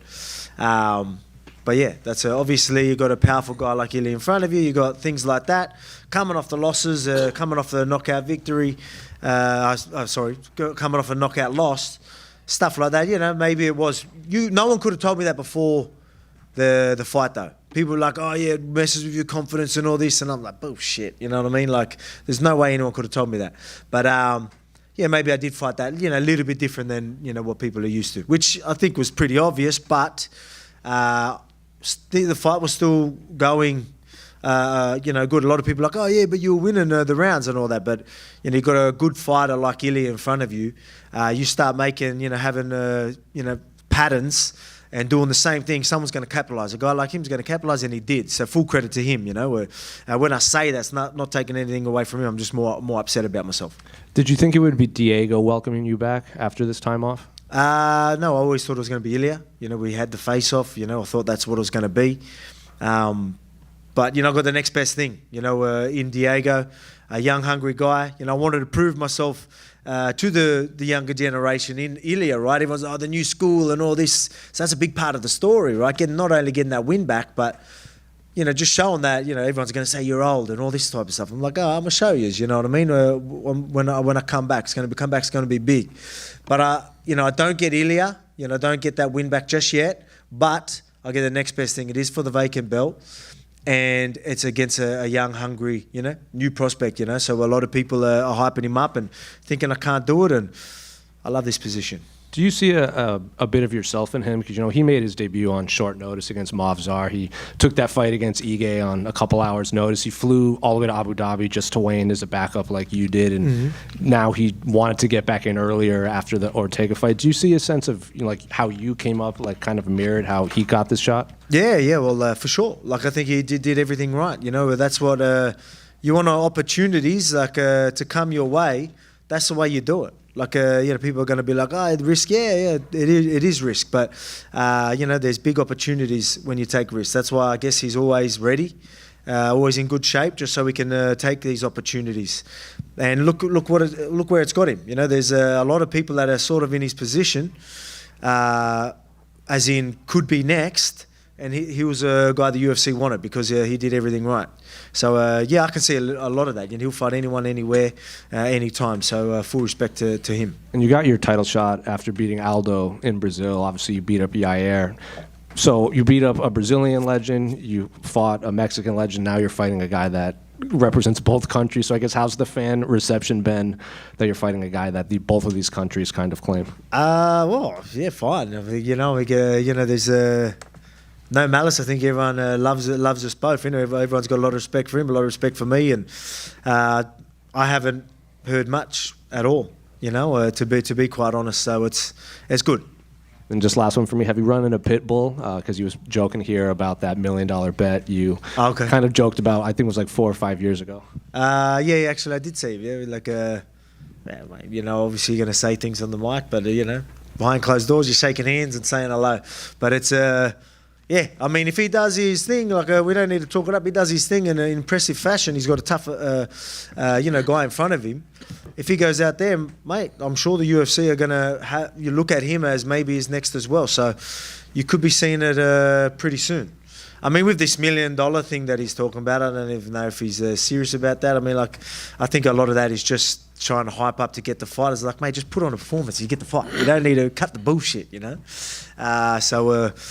Yeah, I'm I'm a big fan of Yair Rodriguez. He's a good dude, but whoever wins. If Yair wins, all right, happy for him because I like him. If people wins, at least I've got a fight probably coming soon. So I'll be happy, I guess, with both. Alex, right here.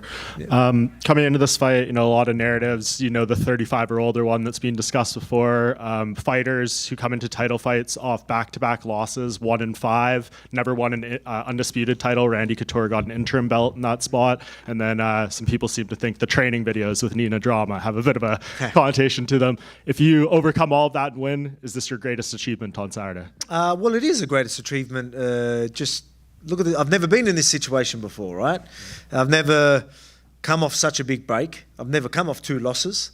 So it's definitely the biggest fight. It really is the biggest fight of my career, and everyone's going to go, oh yeah, you've done enough, but I haven't. I can do a lot more, and it starts this weekend, you know what I mean? It starts on Saturday, where this new title reign is, when you talk about legacy, and it doesn't get much bigger than this. The comeback is going to be real. This is ship, people write books about, movies about, and we're going to do it all Saturday night.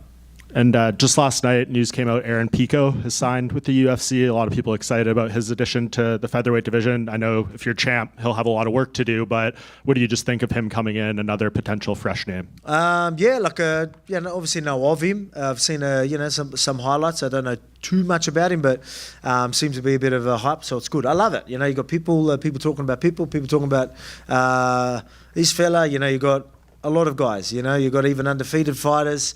You got so many up and comers. I mean, the division is pretty stacked right now with a lot of hot prospects. Silva coming up as well, doing his thing. It's cool time to be champ, and I will be, and I'll have a lot of defenses ready because I want to be that same active defending champ that you guys remember. That title reign, that next title reign is going to be good. Oh, sure. We talked about Ilya going up. Were you surprised at all that he went up and didn't hang on to the title that he vacated and went this route? I was pretty surprised with him vacating. I knew he wanted to chase the lightweight title and move up. I heard him saying that, but I didn't think he would give up the belt that easy. I thought he would try and hold it. So that's why you got to have respect for that. For him to not want to hold up divisions. Look, I got to a point where obviously I wanted that fight back. I wanted to get that win back. It got to a point where I'm waiting, because I was hoping to fight, a bit later last year, even October, maybe December-ish. So it was starting to drag on. So I got to a point where I was like, all right, if he's going to wait around, I'll do an interim against someone and then we'll fight. It got to that point. And so it wasn't a surprise that he moved up, but surprised that he vacated. So I knew that it was going to be Diego at UFC Sydney, and I didn't know if it was interim. I didn't know Ilya's situation, so I heard that on Dana's live as well. So I was quite surprised with that. And then, but full credit to him, you know what I mean? You got to give him a lot of respect. I obviously still want that fight back, but I let him do his thing. He's committed to this. Let him do that. I plan on being that active defending champ that I said. Once he's done his fight, if he was to win the belt, imagine us running it back. Both champions after me having this little title reign. I'm expecting to have a couple of fights by the time he fights. To be honest, that's how active I want to be. So you could just imagine how big that rematch could be. So getting that win back, is still an opportunity not too far ahead. And then going back to the music video, how important is it to be able to have fun at this point of your career? It is, man. It is. I enjoy the acting, to be quite honest, and especially with sports bet and that, they do a great job. But it's good because I've always went through the motions, and I started growing. You can see in the last couple of years of me really starting to be myself.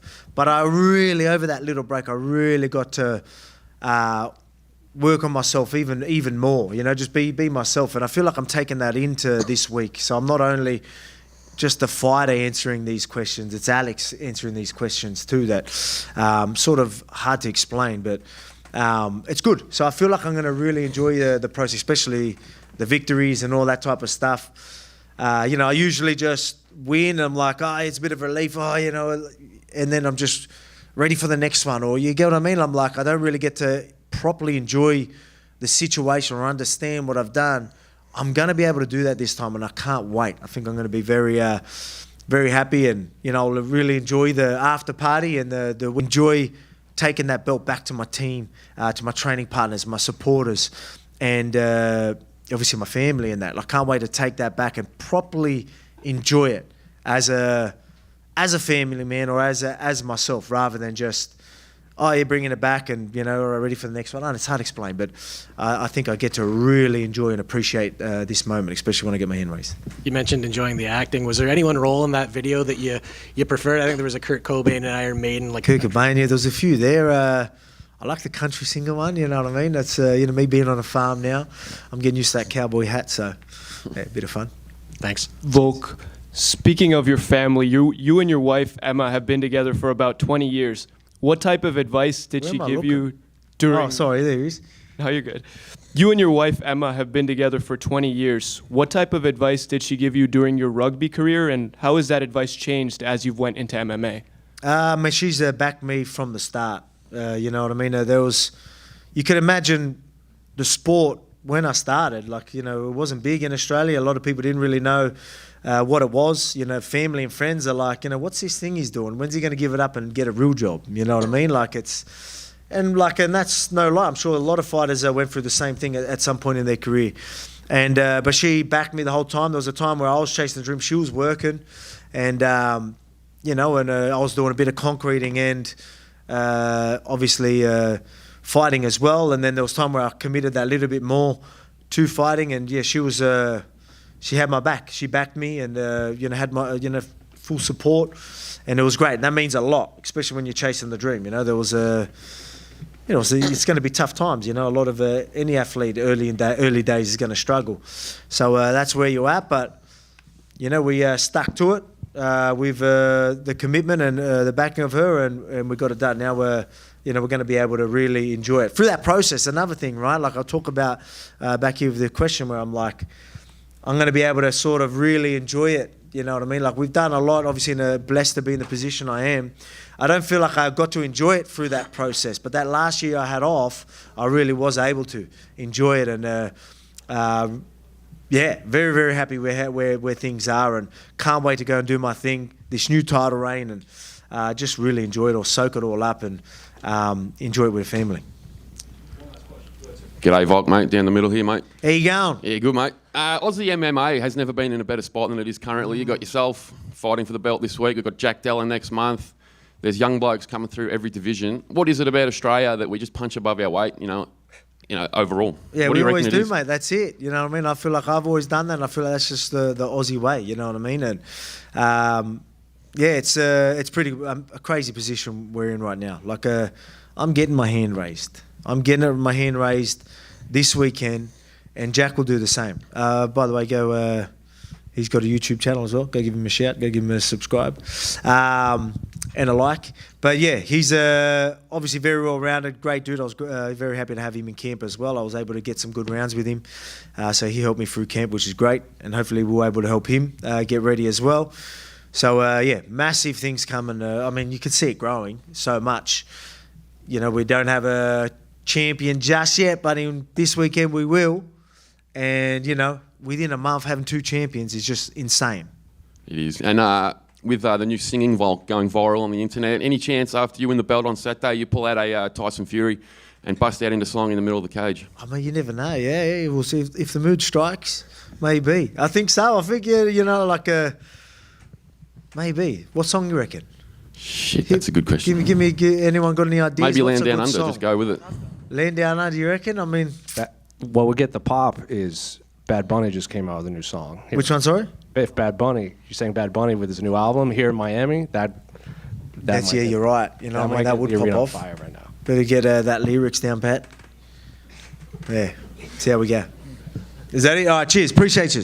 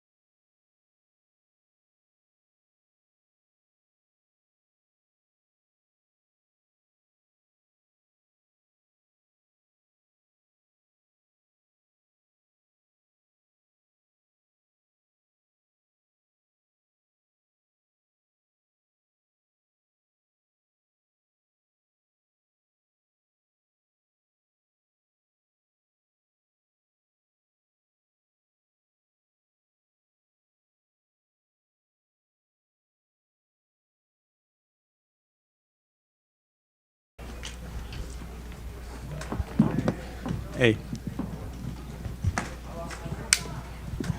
That's good. Good. Oh, That's fine. That's fine. Well, Diego, right here. Obviously, you know, the big story of this fight week has been like your rapid rise to the top. It wasn't that long ago that you were making your debut on short notice, and you even said in that countdown piece, it was like, you might not know who I am now, but you will soon. So I guess how's fight week been, knowing that you're only a few days away from fighting for this belt on a rapid rise to the title? A história da semana é a tua ascensão rápida aqui, né? Como tudo aconteceu tão rápido, desde aquela luta de última hora e até ter um negócio no countdown falando que você dizendo que todo mundo ia saber quem você é. Como é que tem sido essa semana da luta, visto esse curto tempo que você teve para chegar até aqui? I think it's the crazy journey for this time, right? But I worked too much. This week is the most important for my life because I have my whole team here with me. The energy for the tournament for the team is so great. I feel amazing. Last year, you were fighting very frequently between fights. You had, fought June, fought September. Even before that, you fought at 300, and you've had a bit of time off now. So, physically, how are you feeling after being able to take some time off after such a busy 2024? No, my physique is amazing. This training camp is so long, 3 months. The training camp. I have everything for this camp now. My body is healthy, no injuries, nothing, only a good shape. And what do you make of where Volkanovski is at this point in his career? Because I think he was the champion when you debuted, but where do you think he is in terms of his career now? Onde você acha que o Volkanovski está agora em termos da carreira dele? Porque ele era o campeão quando você estreou, né? Sim, eu acho que ele vai tentar pegar essa última corrida, né? Vai tentar aproveitar isso. Ele tomou também um ano de descanso, então acho que ele vai vir na melhor forma possível para tentar recuperar o título e tentar ser 2 vezes campeão, né? Mas a gente está aqui. I think he's going to try to take advantage of this last run for the title. He took some time off, and I believe he's going to come in his best shape to try to win the belt back and be the champion again. And earlier today, a big piece on you by Guilherme Cruz came out about your time, like moving to Mexico, and you and Alessandro fighting for food and just fighting to survive and just fighting to eat. Basically, weren't really thinking of the belt yet. So, have you thought of what it would be like to get the belt and like give it to not just him, but just your entire team that was there for you and they're still there now? Saiu a matéria do Guilherme Cruz falando do teu tempo lá quando chegou no México, lutando para comer basicamente e tal. Você já pensou como é que vai ser poder dar esse cinturão para o Alessandro, para todo mundo da tua equipe, todo mundo que te ajudou lá atrás? 100%. I think Alessandro is the most person important in my career. As this guy lived with me is the 10 years. In my life, in the life of Alessandro, happy many things. Dificuldades? Como que muitas dificuldades. A lot of difficulties. A lot of struggles. difficulties too with Alessandro. Yeah, bro. I mean, me and Alessandro have one promise now. Bro, go to the whole events. I need to be champion in my division. You need to be champion division too. Me and Alessandro make this 2 times in Mexico. Now is the goal is in UFC. Now I have my opportunity. I hope Alessandro soon have a opportunity for fight for the rank too. Is the guy stay in the money fights for the title too. If you win the belt, will it feel like you're winning the belt for both of you? Because I mean, when Bilal fought in Manchester and he won, he said it felt like he was also winning with his coach who had been there from the beginning as well. So I'm curious if you feel the same way. Você acha que você vai ganhar o cinturão por vocês dois? Porque ele deu o exemplo do Belal quando ganhou o cinturão. Ele falou que sentia que era dele e do treinador dele. 100%. Trust me, this is my goal. Diego, tudo bom? Queria que você falasse um pouquinho dessa luta, o que significa para você, mandar um recado para todo mundo do Brasil que tá torcendo por você, que acredita que você vai trazer esse cinturão para o Brasil. E voltando um pouquinho lá atrás, de uma conversa que a gente teve, que você ficava escondidinho na hora do almoço, não tinha o que comer. E como é que essa virada merecida na tua vida e só desejar uma boa luta para você. Posso falar ou você vai traduzir? Não, pode falar. Ok. Não sei se ele quer traduzir. Sim. Pô, cara, é um sentimento muito bom, né? Imagina, lá atrás a gente passava por tanta dificuldade e tá aqui agora numa boa posição dentro do UFC, lutando pelo cinturão, é muito satisfatório, entendeu? É muito satisfatório porque isso só demonstra que com trabalho duro, esforço e sacrifício você pode conquistar todas as coisas que você quiser, né? Tipo, uma coisa que eu tenho falado bastante é que todos nós temos uma oportunidade.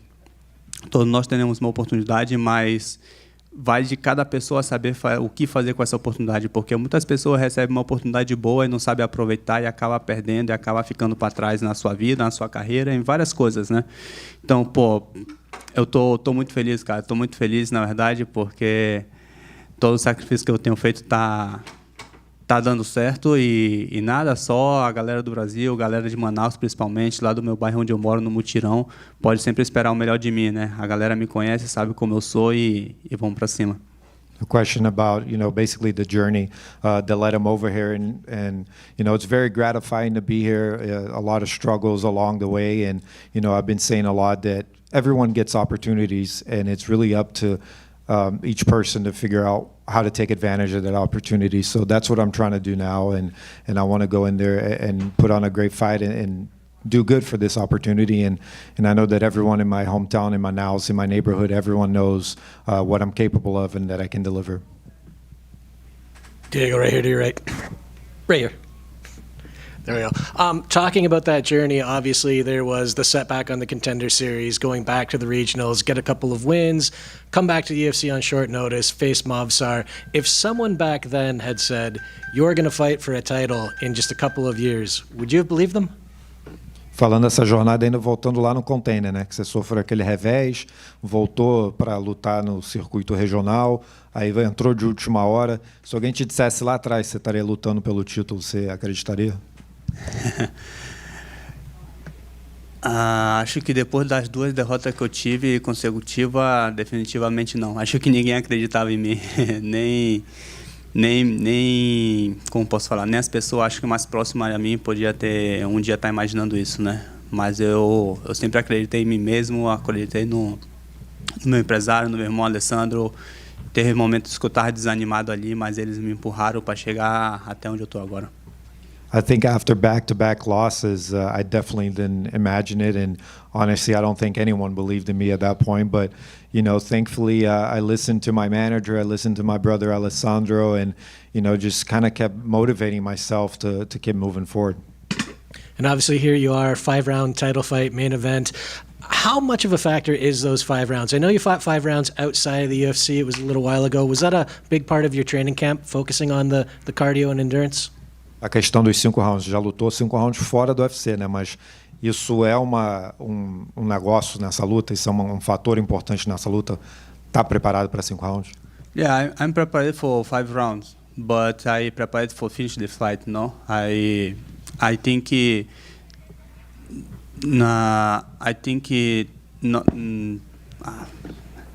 como que nenhum lutador. No fighter. No fighters they prepared for fight every fight for 5 rounds, right?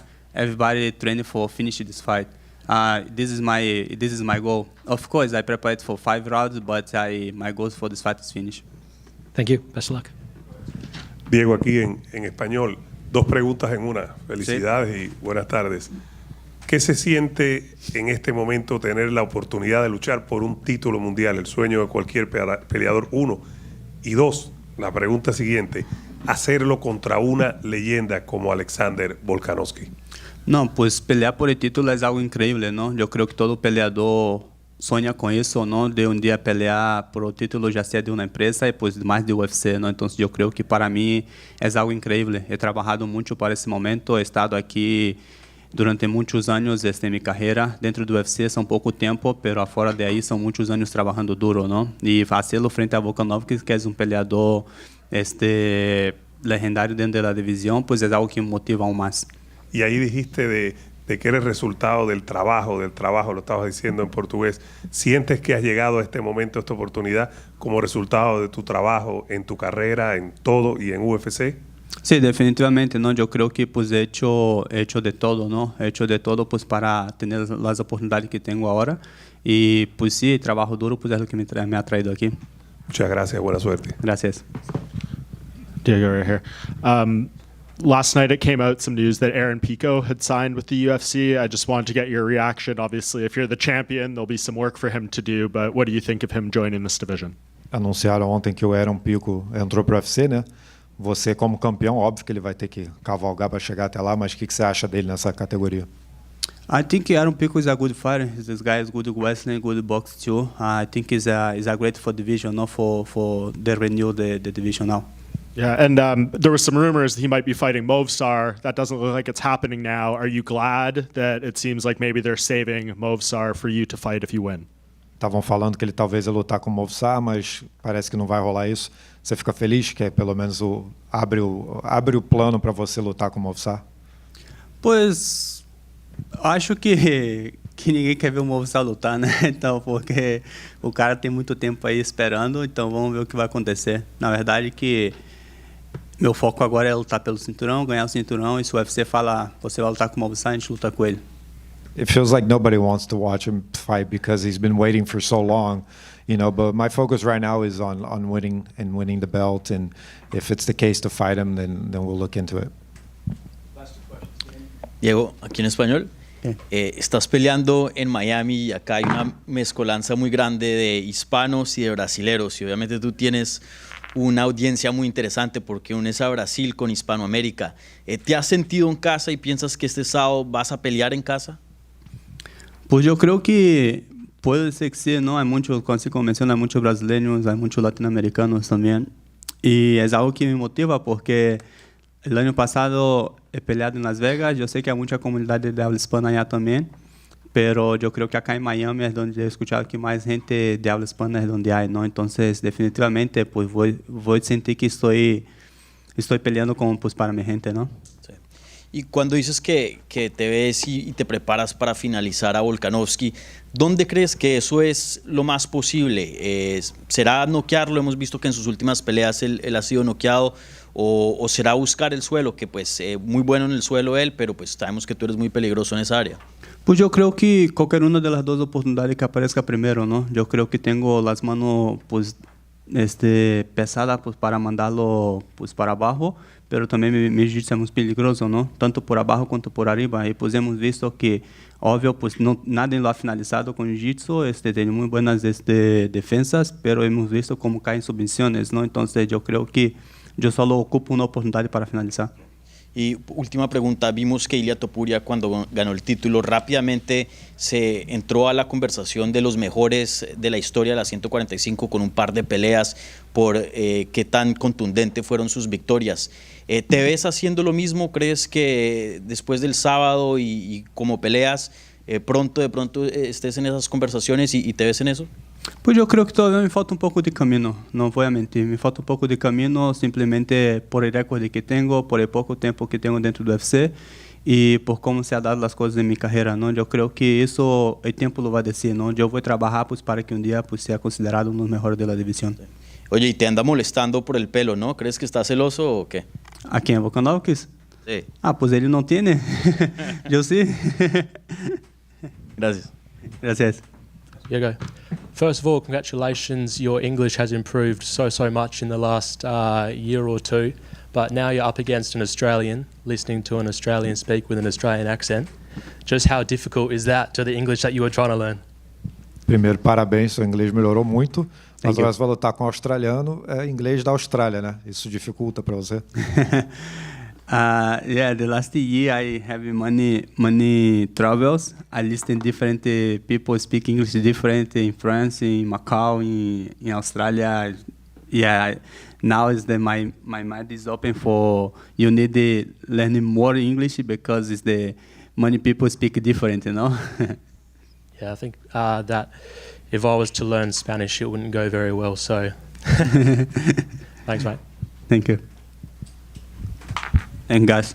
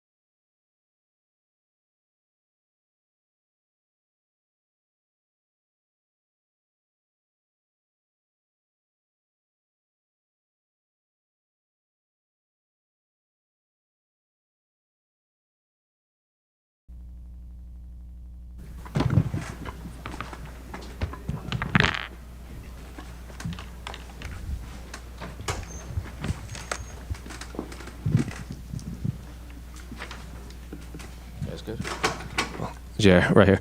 It's obviously been a while since we last seen you compete in the UFC octagon, but I think I saw an interview where you said, you had been back in the gym since like late last year. So I guess physically, how are you feeling, and just mentally, how are you feeling after this time off?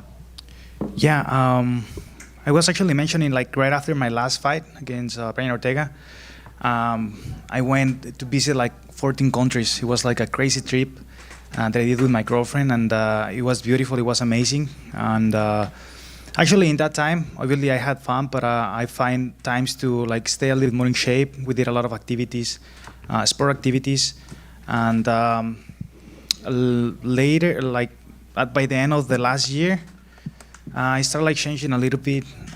Start putting more time into the gym. I started changing my habits a little bit. Right towards by the end of the year, I completely changed everything. I changed my mindset. I changed the way that I train, the way that I eat, my bad habits. I completely erased all the bad things that I was doing, and I changed it for something good. And if you could ask my body will be really thankful for that, because I can actually see the progress, the progress on my body, in my head, in my spirit, So actually, I think this is the best time that I have ever felt in my life. Well, in that same interview, I think you said it's been a lot of years since you gave training camp the attention it deserves. So is that what you were referring to? Just kind of just cleaning up all the outside noise and just kind of focusing in on you and your team? I didn't want to do it. I didn't want to train. I was tired, not physically. I can take many things physically, almost anything, but I was just like tired, exhausted of having to go to the gym, making it so exhausting, meaning like for so many years. You have to remember, I have been doing this since I was 5 years old. Being in gyms, being in like rooms, training for hours since I was a baby. And whenever you really think about that, it kind of hits at some point in my life. It kind of like hit me, and the only thing that I wanted to do was just like kind of like forget about it, relax. And I feel like I was like losing time, losing life, losing my better years of being an athlete. And finally, when that kind of like came down to me, because it was like like a light, boom, that it came to me, and I was like, what the fuck am I doing? Like, I need to like change my habits. I need to change everything that I'm doing, because I'm doing everything wrong, and I need to completely like erase and start back. And that's what I did, And as I'm telling you right now, I feel like another person, like another human being. I'm proud of myself because of that. Regardless of the outcome of the fight this Saturday, which I'm pretty sure I'm gonna win. But regardless of the outcome, I feel like a winner right now. Right at this moment, I feel like a winner. I feel proud of myself for all the things that I have been doing right. And I'm excited for Saturday. Have your coaches noticed a big difference when you go to the gym now too? I believe so. I think my training partners, my coach, my team, my family, my brother is super excited. He's a big believer that nobody can beat me. He's been telling me that all my life. Like, what the fuck are you doing? Like, nobody can beat you. You know that. Why are you doing the wrong things? You like to fuck around. You like to party. You like to do this or that. Come on, like he's always like trying to wake me up, and he's a huge believer of me, and I love him. I want to thank him for that, and for reminding me always that actually yes, whenever it's my decision, like you always have the decision of, you have A or B. You decide how you want to act. You're going to act wrong or you're going to act right. And since I decided to act right, and that reminder came to me again, it's like I know I can do whatever I want in this life whenever I'm doing the right things, taking the right decisions. That's what I've been doing. And Pitbull's told that story enough times where he was DMing you about accepting the fight, but even before that, he had been asking to come to the UFC and fight the tops. So when you were seeing near the end of his time at PFL that he was calling to come to the UFC, did you think it would be you that would be the one to welcome to the new promotion? Honestly, no, I didn't know too much about Pitbull. Of course, I knew who he was, and I knew about his career, opponents he had, great like knockout wins, submission wins that he had against great opponents. But I never looked too much into his career. The only thing that I need to look into is his technique, the holes on his game. regardless of who he has passed in the past. That's not me, so it doesn't really matter. At the end of the day, he's gonna be facing a completely new person Saturday. Not only because it's me, it's because all the changes that I've been doing, and I'm pretty sure I'm gonna show up and do my fucking job on Saturday. And then just last one for me, unrelated to your fight, but we spoke with Diego Lopes last week, and there's some people online that troll him from Brazil because he lives in Mexico and trains in Mexico now, and they think he should be representing Brazil. So if he did win the title, would you view him as a Mexican champion, or would you view him as a Brazilian champion? Let me tell you this. So this is something that it's not like I have a problem with. It's just like I don't agree with. I started my career in the UFC 2014. It's 2025. I have been living in the US for over 10 years, almost 11 years. My girlfriend's American, I speak English, and not because of that I'm representing the American flag to gain followers from America. I love this country. I have said this in the past. You can go back and look at my interviews. I love this country because it gave me the opportunity to have a job, meet great people, have great friends here, but not because of that I'm gonna say I'm American. I am not, I'm Mexican, I'm proud of it. So whenever you ask me, yes, I have a problem with that. Especially not of Diego. He's just doing his job by doing what he's doing right now. But more also, my problem is with like, what's up with people. I understand, that he's great, he's exciting, and he's doing his job. But I just don't agree with it. I will never be that way, and I don't want to be that way. If he's doing it, good for him. If people wants to see him as Mexican, I don't have a problem with that. I've been killing myself for over the last 10 years for my country. If they decide to go with him at a moment where we have to fight or we have to face each other, that's on them, not on me, because I've been doing all the things that I, representing my country. I have bleed for my country, I have cried for my country, I have hugged the flag, and I can be more proud of being Mexican. So just last one for me off of that then. If both you and Diego win on Saturday, how big of a fight would it be between you in Guadalajara in September? That's what I'm picturing. That's, if you ask me, that's what my visualization goes towards that. Obviously, not overlooking to this fight against Pitbull, but you actually have to be prepared for whatever. You have to kind of visualize what you want to happen. Create it right in your head. So that's what I've been doing. I was actually texting Brandon Moreno right after his fight. I told him, "Hey man, congratulations! You looked awesome. I'm so proud of you. You have evolved a lot."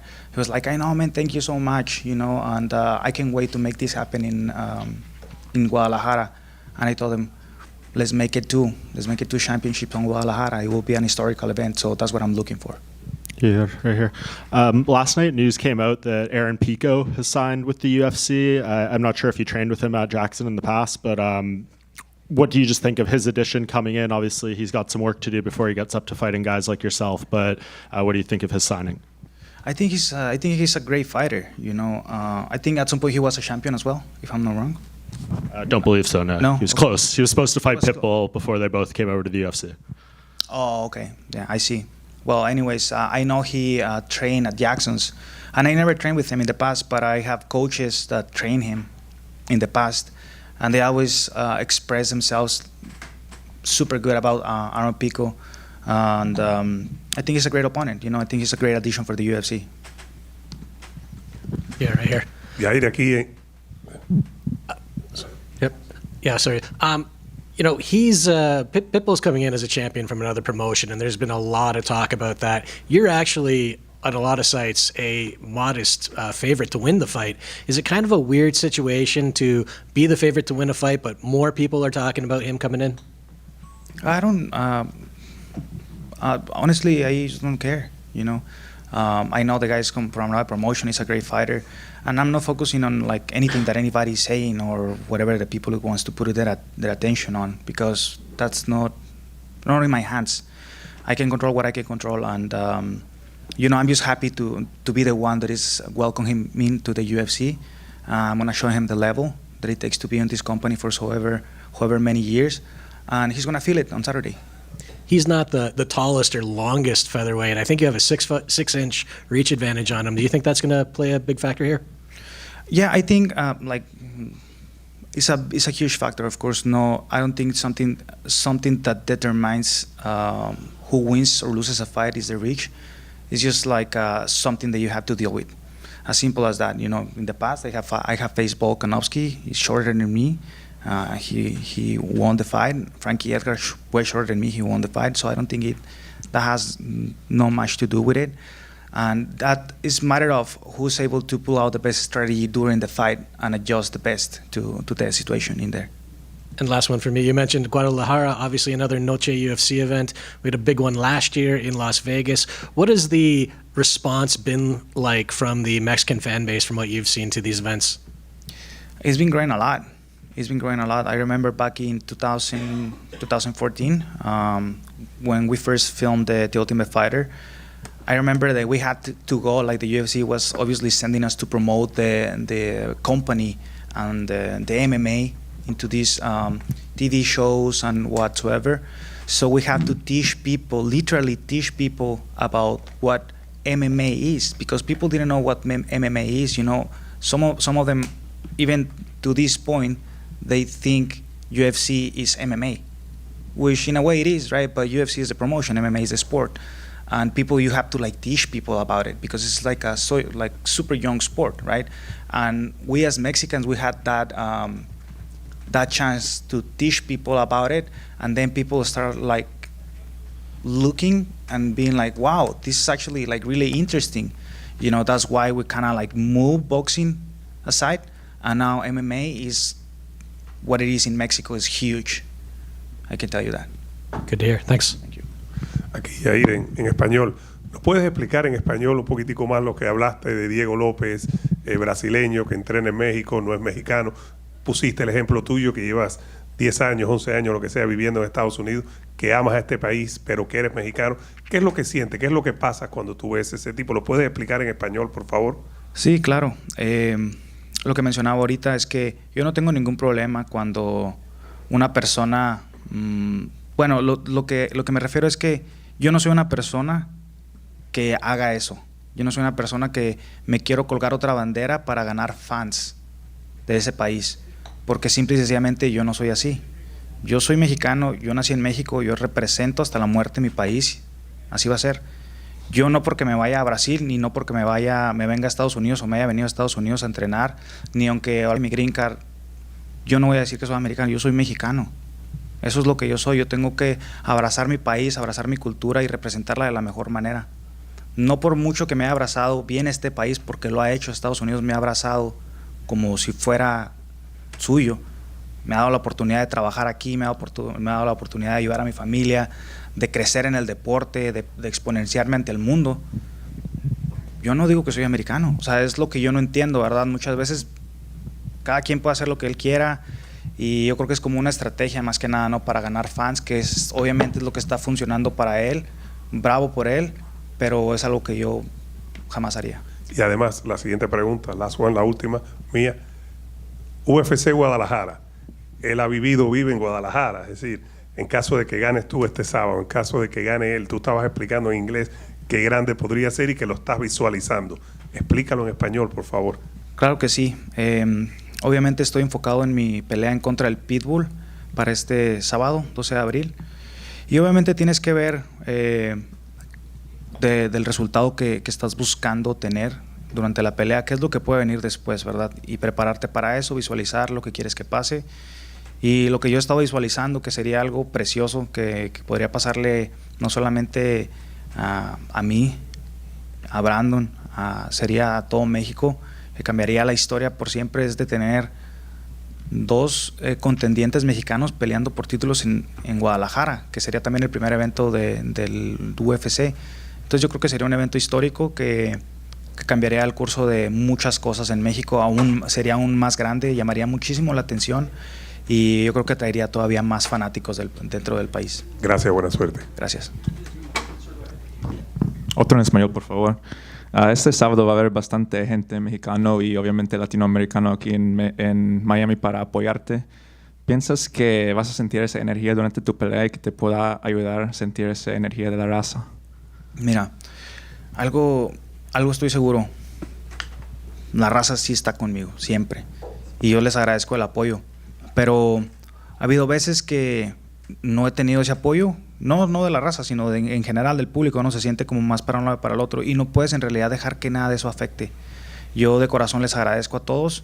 Si me quieren apoyar, si quieren gritar por mí para que me vaya bien el sábado, les agradezco. Toda esa energía es bien recibida y me siento muy contento nada más de poder estar representando a toda mi gente mexicana, a todos los latinos, en un lugar que tiene mucha afluencia latina también. Les quiero mandar un saludo, un abrazo a todos y solamente decirles que disfruten esta pelea. Espero que les guste mucho y van a tener un resultado increíble, van a ver. Y una más, en un mundo perfecto, la próxima vez que te veremos pelear será en Guadalajara. En el mundo perfecto sería en Guadalajara mi próxima pelea, así es. Buena suerte. Muchas gracias. Yair, dos preguntitas bien rápido por acá. Te hemos visto entrenar mucho en lucha, en redes sociales y eso. En esta etapa de tu carrera mencionas que has hecho muchos cambios. ¿Eso es uno de ellos? ¿Veremos un Yair más versátil este sábado? Así es, que he hecho bastantes cambios. Ya ven que dice Islam, send them 2-3 years to Dagestan and forget. Bueno, mi coach es de Dagestan, tiene algún tiempo entrenando ya en el gimnasio BFS con mi coach también, es el head coach de lucha y fue campeón mundial. Es amigo de Islam, de Khabib y de todos ellos. Entonces me siento contento, me siento confiado en su estilo de lucha, en lo que él me ha enseñado, en todo lo que me ha empujado, porque es uno de los que me ha empujado a mejorar dentro de todos los coaches también. Increíble, me siento muy contento, es una de las cosas que he estado haciendo diferentes. También he estado evolucionando en mi jiu-jitsu con mi coach Alberto, un cinturón negro de jiu-jitsu, y obviamente el striking, afinando siempre los detalles con mi coach Mike. Y bueno, con todo el equipo que tengo, lleno de campeones, todos con mentalidad ganadora, y me siento súper contento de finalmente poder mostrar estos resultados ante mí, porque esto también es para mí. Es algo que muchas veces obviamente se expresa ante el público, que quieres que la gente vea, pero no solamente es para eso, es algo para demostrarte a ti mismo de lo que eres capaz y de lo que tú crees que eres capaz, que lo puedes conseguir. Entonces, me siento capaz, soy capaz y lo voy a conseguir. Sí. Significa que te vas a dejar. Vale, oye, y rápidamente, ¿cómo ves la pelea de Pitbull? No sé si tengas alguna predicción, pero me imagino que ya lo has estudiado. ¿Qué esperas del combate? ¿Cómo ves que se desarrolle? Mira, simple y sencillamente por el tema de la altura que estábamos hablando ahorita, por el reach, él es una persona que es más bajita que yo, entonces obviamente va a tratar de cerrar distancia, ponérseme en la cara y tratar de conectar de golpes de cerca. De distancia, obviamente no tiene ninguna posibilidad, entonces no hay de otra. Él va a querer mantener una distancia cerrada y yo voy a tratar de mantener una distancia abierta. Si se llega al clinch, a la lucha, obviamente pues hacerlo lo propio, lo que he estado viendo, lo que he estado entrenando, en lo que tengo ahora mucha más confianza, y estoy seguro que el resultado va a ser positivo para mí. ¿Y cómo es el evento estelar entre Diego y Volkanovski? ¿Quién crees que va a quedar como campeón de la división? No tengo comentarios al respecto. Vale. Gracias. Gracias. Gracias.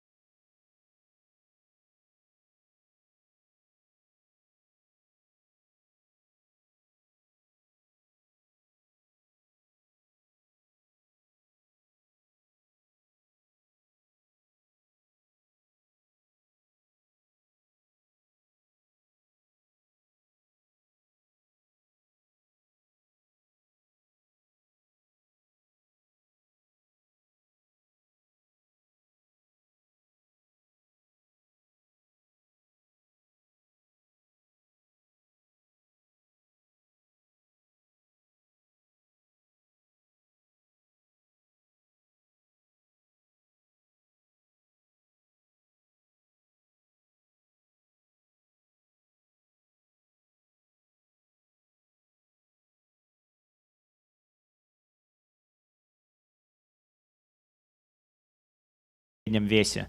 Поэтому как ты можешь сейчас оценить то, что происходит в топах твоего дивизиона? Ну, ситуация за последнее время довольно часто менялась. Я не помню точно, был ли он в среднем дивизионе или уже провел бой с Блаховичем.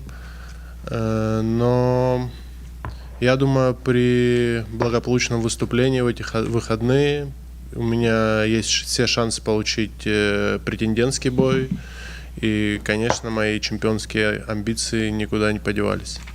You know, I can't remember exactly if he was still a middleweight or maybe at that point when I was still fighting, he was already fighting Blachowicz or had fought Blachowicz. I can't remember exactly. I think it was 2 months before he went up, or a couple months before. По-моему, за 2 месяца до того. But still, what I'm saying is that you know, there's a lot going on in the division, obviously, and my goal is to show an exciting fight this Saturday, and with a great fight, I think that I can get right into the contention conversation. And my ambitions to be a champion are still very much alive, and that's where I'm moving towards. Just last one for me. What did you make of the fight between Ankalaev and Pereira? A lot of people seem to think it was boring, and they seem upset that Ankalaev won. В бою против Анкалаева, против Перейры очень много людей говорили, что был неинтересный бой, был скучный бой, и очень многим он не понравился, они даже как-то расстроились. Какие твои мысли по этому бою? Я не могу сказать, что он мне не понравился. Исход, в принципе, ожидаемый, но как будто бы я ожидал увидеть от этого боя немного большего. И, возможно, опасения Перейры оказаться внизу не давали ему идти вперед. А он почему-то решил работать вторым номером. Но мне кажется, что уверенность в защите от тейкдаунов в следующем бою даст ему возможность вести бой чуть острее. Поэтому результат был достаточно закономерным, на мой взгляд, потому что Анкалаев выполнил хорошую работу, но то, что бой не был зрелищный и не совсем походил на чемпионский, с этим я согласен. I wouldn't say exactly that the fight was boring or not interesting, but you know, I expected that was going to be the outcome. I think it was pretty obvious. I think Pereira being afraid of being on the bottom, being taken down, kind of stopped him from moving forward, and he chose to work as number 2. He chose to be the counter puncher. I think now that he knows, we all saw what happened, he stuffed most of the takedowns. So I think now that he knows that doesn't have that much of a threat when it comes to takedown. Next fight, if they'll have a fight, he'll be much sharper. He'll be able to kind of implement his game plan more. I think that was still going to be the result because Ankalaev did his job. Now, can I say that it was an exciting fight? Obviously it wasn't, but I don't think it was boring. Nikita, right here to your right. Just building on that, if Ankalaev defeats Pereira for the second time, do you see him as someone who could hold the belt for quite some time? Если у него получится победить Перейру второй раз, будет ли Анкалаев тот человек, который на долгое время задержит этот пояс? Удержит, извини. Все зависит от того, как скоро я к нему доберусь. It all depends on how fast I'll get up there. Good answer. Just another quick one. When the fight at UFC 309 with Mirzakhanov fell through, was there ever talk of you getting another opponent, or was it just at that point he was out and it was off? Когда бой провалился в ноябре против Азамата, был ли разговор, какой-то другой соперник был тебе предложен, или как только тот бой отменили, ты сразу перестал думать, что будет бой? Я просил любого соперника и наседал на своего менеджера, потому что мне очень хотелось подраться. У меня даже были мысли подраться в тяжелом весе. Если бы мне кого-то предложили, я был бы готов к этому.